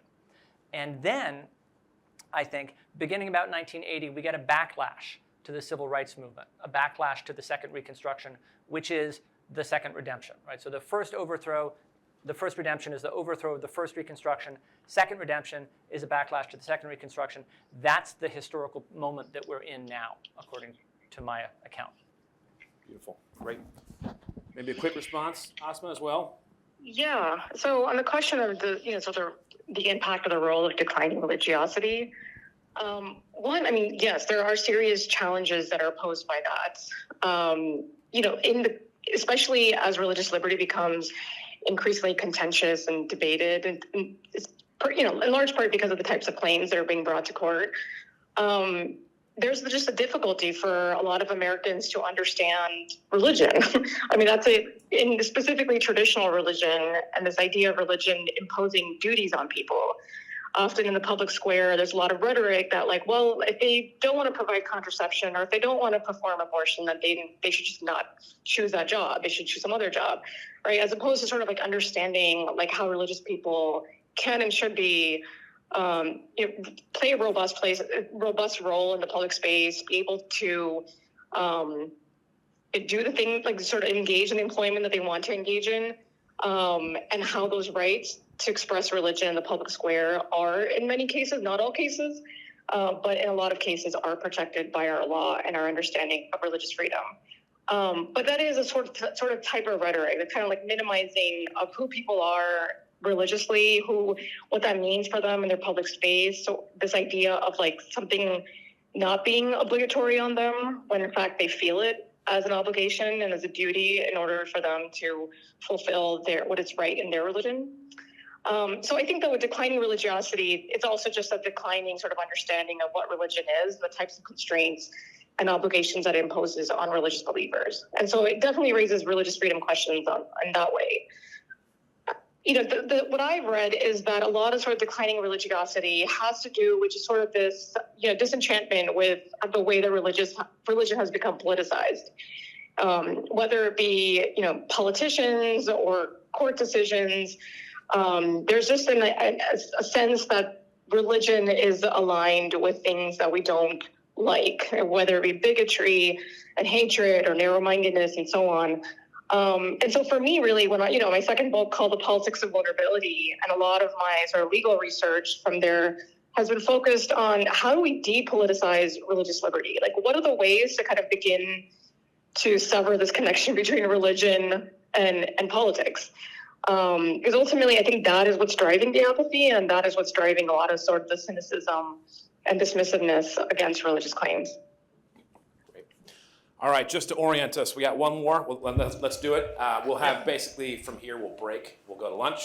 We'll resume for an hour at 1:30, take a 15-minute coffee break, resume for one more push at 2:45 for an hour, and then we'll break for the rest of the afternoon, time to file stories and freshen up and the like, and then there will be a reception about 4 blocks from here during the dinner hour with a bunch of great people. So that's what's on deck. Let's get one more question from Reese Gorman, Daily Beast. I'm just wondering kind of what led to this rise in kind of religious extremism that we're seeing, whether it be Christian nationalism or whatever, or kind of what's happening at Columbia right now with the anti-Semitic protests that we've seen going on throughout the country. How do we get to this point to where like this is the way people kind of talk and kind of express their beliefs, where it's not listening to other people and that it's I'm right, you're wrong, and we're going to go to the extreme of anything, as opposed to just sitting there listening and trying to have some sort of disagreement on a more kind of level that's more cordial and all that?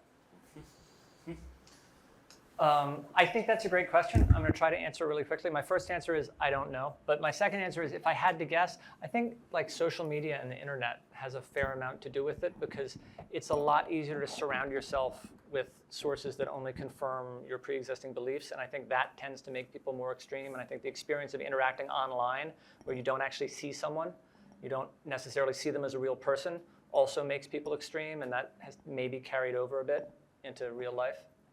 Yeah, so why we're about to go to lunch, but why are we so polarized and coming apart at the seams?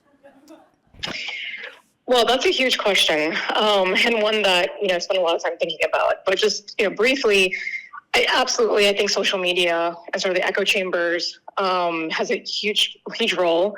A lot of times, sort of people sort of working in the space say that we've experienced a moralization of the discourse. So as before, we might disagree with each other and just say, well, you're wrong, and I don't think that's correct. Now it's actually you're evil if you hold a different position. And I think that's, of course, interlinked with the social media and sort of like the informational environments that we exist in.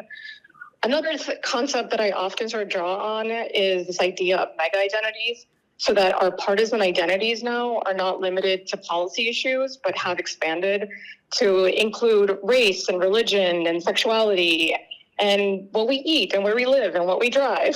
These are all sort of like, I mean, there are studies that have found that it's mostly liberals who eat sushi, for example, and it's, you know, mostly liberals who drive hybrids, but they're mostly Republicans who drive Land Rovers, and things like that. And so it's expanded so much that we are able to sort of become more and more divided depending on an ever-expanding sort of scope of traits. And finally, I do think that, you know, there is a connection between, I mean, we've seen it in the reporting recently in terms of sort of the recent conflicts, but just the type of sort of identity politics and skewed understandings of intersectionality that have created these sort of ideas of like oppressed versus oppressor, that because there's such a stark sort of black and white distinction between these two sets of groups, it's often hard for us to understand when that narrative might actually be complicated in a given conflict. Wonderful. Well, thank you both very much. This was very rich. Appreciate it. Thank you.